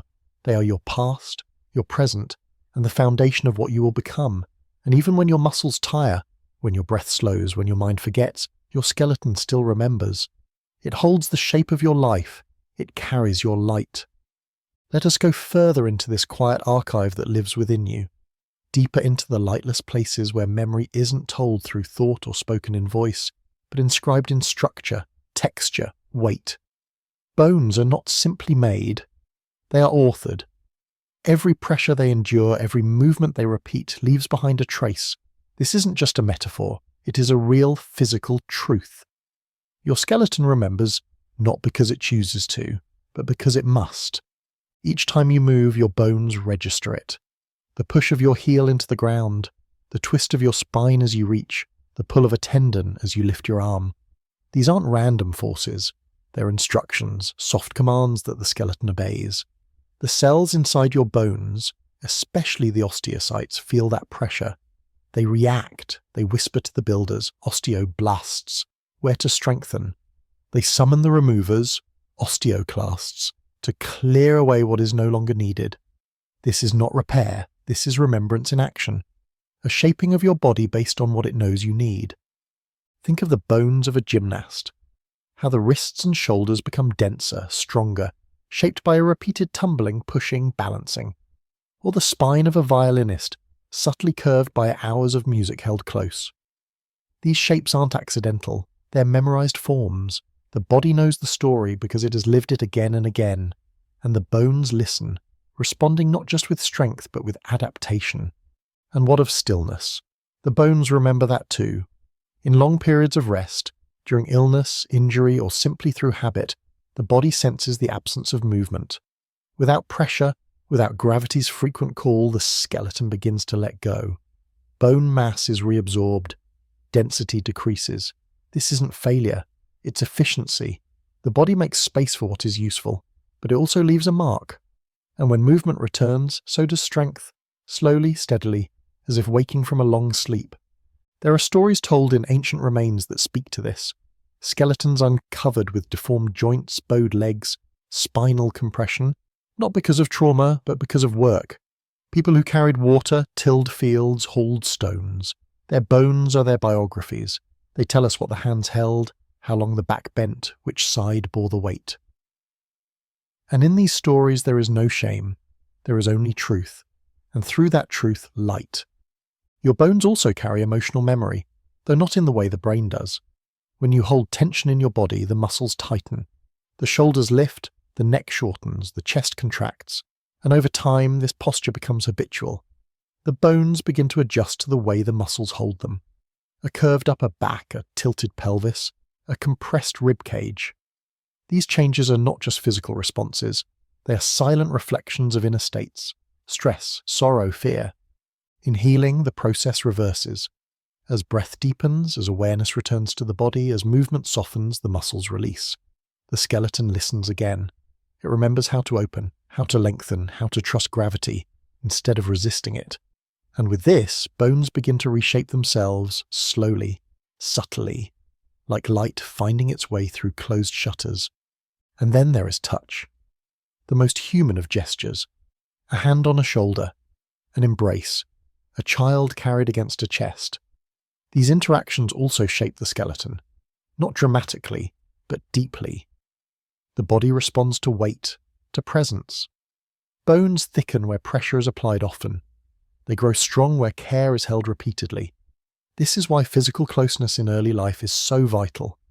The bones of infants respond to being carried, cradled, comforted. It is not just the heart that learns safety, it is the structure itself. The skull is one of the most expressive repositories of silent memory. It holds not only the brain but the face, the forward expression of the self, cheekbones that high-five the wind, a brow shaped by thought and tension, a jawline marked by strength or softness. Each face is different, because each life is different. And the bones carry those lives like sculptures in stone, not rigid, not identical, but personal. For some, the bones are remembered with ritual. In ossuaries, skulls line walls in solemn symmetry. In charnel houses, femurs stack like firewood. But even these places, quiet and strange, are not about death. They are about memory. They say, someone lived, someone stood here, someone walked, laughed, broke, healed, and was held by these bones. Others keep only the ashes, but within those ashes the minerals remain. Calcium, phosphorus, traces of the earth and stars. Nothing is gone. Everything simply changes form. And while you're still here, breathing, walking, wondering, You can honor your bones by listening to them. Stretch slowly, stand with care, let your body remember the shapes that feel like home, let your spine lengthen like a line of light, let your feet soften into the ground. These are not just physical acts, they are poems, written without words, read without eyes. Some people spend their lives chasing transformations, seeking to change what they are, but your bones remind you, you have always been becoming, since before you were born, since before your first step, since before your first fall and rise. Every moment has shaped you, and your skeleton, without complaint, without need for praise, has held all of it. And when others see you, not your surface but your shape, they are seeing that story too. The way your shoulders sit, the way your hands move, the way your spine carries your head. They are reading your life in the curve of your frame. Whether they know it or not, they are seeing the light that lives in your bones. And perhaps more than anything, that light is love. Not just received, but given. Every hug, every lift, every reach, every dance, bones make all of it possible. They are the architecture of your connection to others. Without them, we could not touch. We could not hold. We could not be held. So let us thank them, not with ceremony, but with softness. Let us remember the gift of being held up from within. Let us breathe a little deeper into our ribcage. Let our jaw unclench. Let our fingers uncurl. Let the light inside settle again into place. Because long after all else fades, long after voice and skin and motion, there will still be bones, still holding the shape of a life lived, still glowing faintly with the memory of everything they carried. And in that glow is a quiet truth. You were here, you stood, you moved, you gave, you loved, and your bones, gentle keepers of light, will remember. Beneath the ends of your longest bones, hidden in the quiet space between motion and stillness, there is a soft seam of possibility. It is not obvious to the eye. You cannot feel it with your hand, but it is there, the growth plate, a zone of silence and potential, a place where time moves slowly, not in hours or days, but in centimeters, in stretches, in unfolding. The growth plate is where length begins, where childhood becomes adolescence, where the shape of who you will be starts to form. Every long bone has one at each end, and the femur, the tibia, the humerus, the radius. These plates are made of cartilage, a substance softer than bone but firmer than flesh. And within them live chondrocytes, specialized cells that multiply, arrange themselves into columns, and begin the gentle work of elongation. These cells do not rush. They divide. They stack. They grow. And as they mature, they calcify, turning from soft to solid, from cartilage to bone. This is how a child becomes taller, not through sudden leaps, but through microscopic labor. Each day, each night, as sleep settles over the body, the growth plates hum with activity. They listen to the signals sent by hormones, especially growth hormone and sex hormones like estrogen and testosterone. When these messengers arrive, the chondrocytes respond, multiplying more quickly, stretching the bone outward at both ends. The body does not lengthen all at once. It lengthens slowly, almost imperceptibly, like a tree adding a new ring. And yet there are moments when the growth becomes noticeable, the so-called growth spurts. One season a child cannot reach the counter. The next, they are almost shoulder height. Pants shorten, shoes grow tight, bones ache with newness. These pains are not from harm, but from rapid change. The growth plates are working faster, building more bone than usual, asking muscles and ligaments to catch up. And in that stretch there is a strange combination of strength and vulnerability, because while the growth plates are active, they are delicate, softer than bone, more easily damaged. In sports, in accidents, in everyday stumbles, they are more likely to fracture. A break through a growth plate isn't just a crack, it's a potential interruption to the timeline of the body. Doctors watch such injuries carefully, not just to heal the bone, but to ensure the pattern of growth continues. Because the blueprint lives there in those plates, and even the smallest change can echo for years. Each growth plate closes at its own time. In the early teen years, the hands and feet often finish first, which is why teenagers may seem lanky, with long fingers and large shoes before their torsos catch up. The arms and legs follow, the spine finishes last. By the late teens or early 20s, the plates begin to ossify, the cartilage hardens into bone, and the lengthening stops. It does not end suddenly, it ends gently, like a song that knows when to fade. When the plates are gone, they leave behind only a line, the epiphyseal line, a faint scar of transformation, a place where becoming has already happened. And from that point on, the bones will no longer grow in length. They will still respond to stress, they will still thicken or thin, but they will not stretch. The door of vertical growth has closed, and the body must now grow in other ways, in strength, in wisdom, in the depth of its presence. This shift is not just physical, it is symbolic. When the growth plates close, something changes in how we carry ourselves. We begin to take on new weight, not just bodily weight, but responsibility, identity, purpose. The skeleton, now complete in height, becomes a foundation. It no longer builds upward, it holds steady. But within that foundation, the memory of the growth plates remains. The bone itself knows it was once in motion. It remembers the time when change came easily, when possibility lived in every limb, and though it no longer lengthens, it still adapts, still listens, still holds. There is something poetic in how growth begins in softness, that the most powerful stretches of becoming come from cartilage, from tissue that bends and yields, not from the hardness of bone, but from its potential. And perhaps that is true beyond the body, that real growth begins in places where we are not yet finished, not yet certain, not yet spelt solid. The growth plates of our lives are the moments when we are willing to become. And just as they must close one day, so too do chapters in our lives. Childhood ends, adolescence recedes, the body steps into a new form, but none of it is lost. It is built into the very length of our limbs, the span of our arms, the arch of our height. We carry the growth with us, even after it has stopped. In some ways, we never stop growing, not vertically, perhaps, but inwardly. Our bones may no longer lengthen, but our capacity does. Our hearts stretch, our understanding expands, our presence becomes taller than our frame. And all of this rests on the skeleton given to us by the growth plates, quiet, soft, and strong in their short time. So today, as you stand or sit or walk, think of the ground you've gained, the inches that once did not exist, the height that came not all at once, but through days and nights of quiet, patient cellular work. You are taller now because something inside you once listened to time and followed it upward. You are the result of that long, slow dance. And even though that dance is over, the rhythm continues, in memory, in motion, in the bones that hold you still. Now let us step even more gently into the quiet theatre of growth, where cartilage meets destiny, and every millimetre tells a story. Though growth plates are small in size, the influence they hold is vast. They shape not just how tall we become, but how we stand in the world. Their pace is unhurried, their rhythm is invisible. Yet they guide us through some of the most profound transformations a body can know, from childhood's looseness to the upright certainty of adulthood. In childhood, growth is expected. It arrives with the seasons, but in adolescence, the pace accelerates. The body changes shape rapidly, sometimes clumsily. Arms stretch past sleeves, knees ache, feet seem too large for balance. These moments are not just about reaching a taller height, they're about the body's internal reorganization.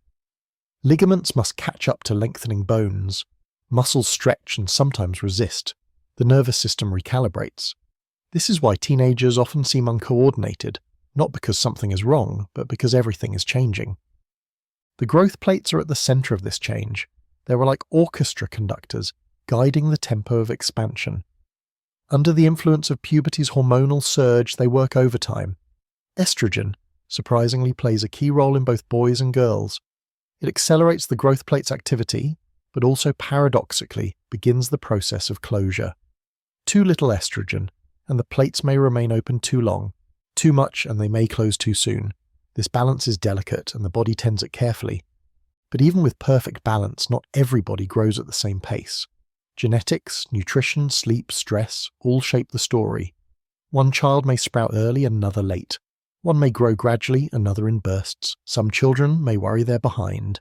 Others feel lost in limbs that seem too long, but the body knows. It follows a plan older than thought, and those growth plates are its guides. They listen, they adapt, they wait until the moment is right. Within the plates, chondrocytes form columns, stacks of cells like tiny scaffolding towers. At the top they divide quickly, pushing the bone outward. At the bottom they mature, die, and are replaced with hardened bone.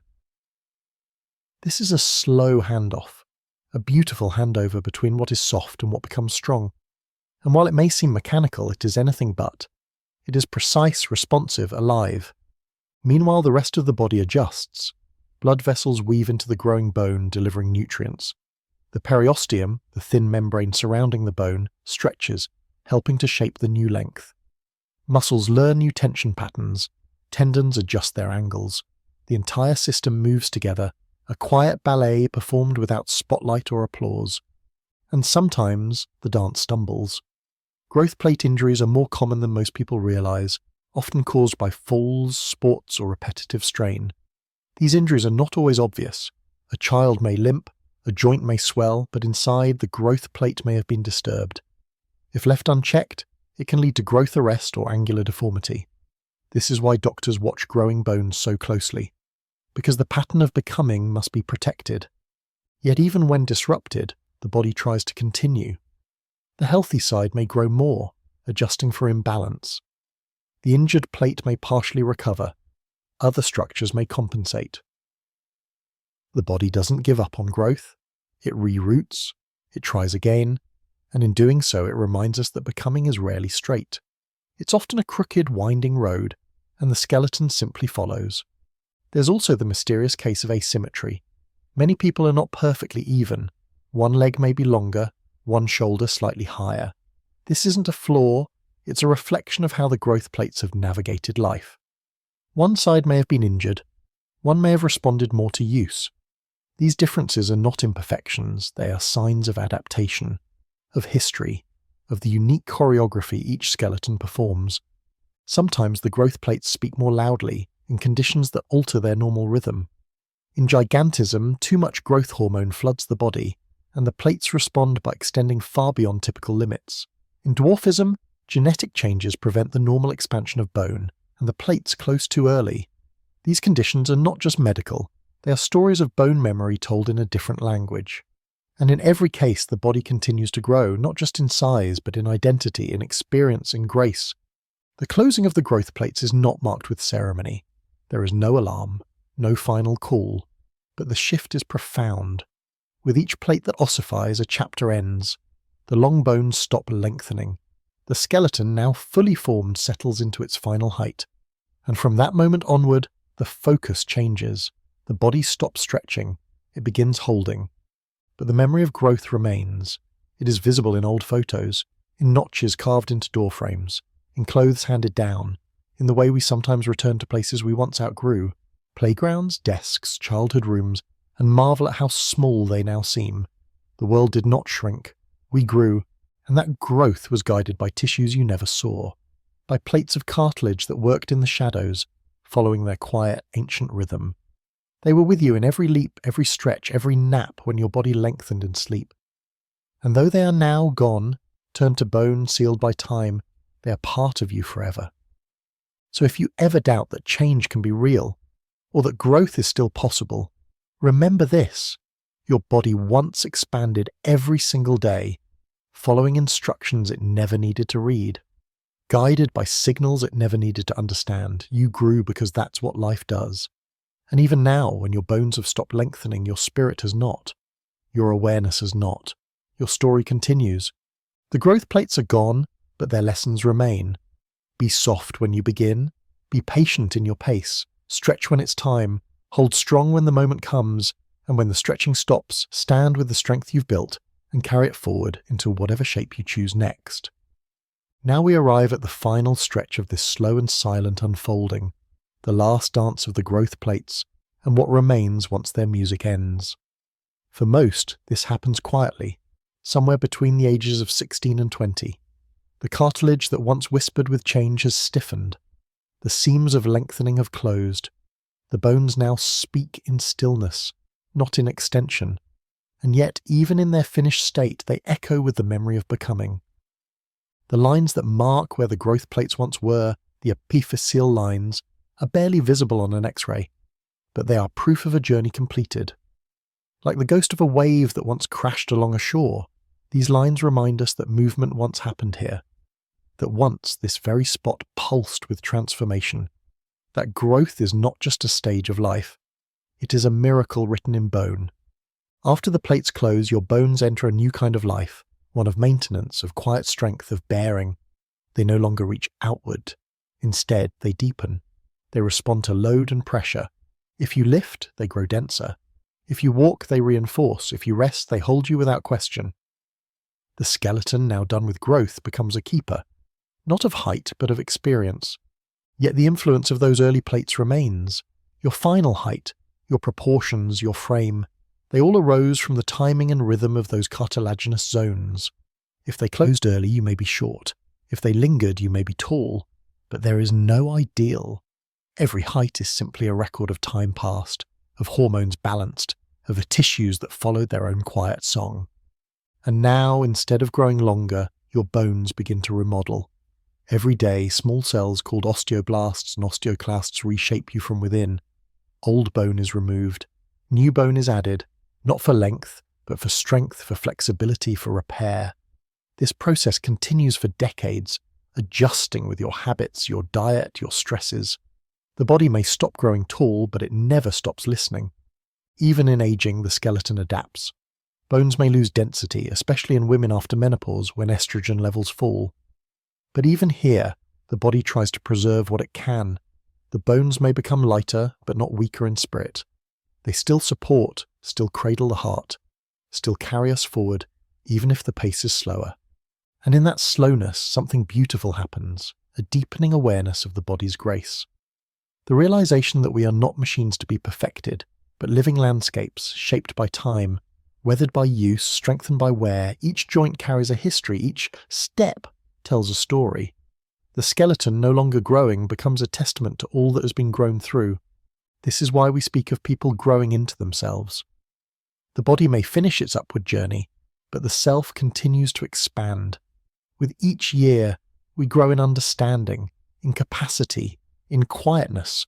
We learn how to hold joy and sorrow, how to carry both weight and wonder. We learn how to bend without breaking, how to rest without guilt. And this too is a kind of growth not marked in inches, but in gentleness. The body never forgets its origins. Inside every adult is the blueprint of a child. The bones you now carry were shaped by the same growth plates that once knew the moonlight of your early sleep, the playful strain of your first steps. They were with you when you reached for the sky without knowing how tall you were becoming. They helped build the architecture of your breath, your stride, your stance.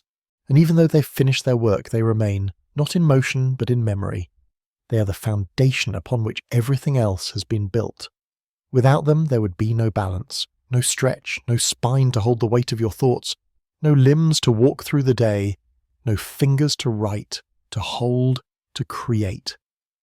In some ways, the closing of the growth plates is like the turning of a season. The spring of youth gives way to the summer of form. There is no loss, only transition. The tree that once grew taller now spreads its shade. The child who once reached up now looks within, and the body, done with height, begins to grow roots. So let your skeleton be honoured not only for what it did, but for what it still does. Let the memory of your growth be a source of peace, not longing. Let your bones carry you with the quiet pride of having been built slowly, carefully, with the wisdom of cells that never rushed. You are the result of millions of moments of effort, none of which you had to ask for. And know this, while you may no longer stretch toward the sky in inches, you are still rising. Every act of kindness, every deep breath, every step taken with care. These are the new ways we grow, not in height, but in presence. Your skeleton will one day rest, but not today. Today it stands with you, beneath you, around you, a quiet cathedral of memory. And deep inside, in places that once stretched and reached and opened, there remains the echo of motion. A softness turned to strength, a song turned to structure, a light that lives not above, but within. The growth plates are gone, but you are still becoming.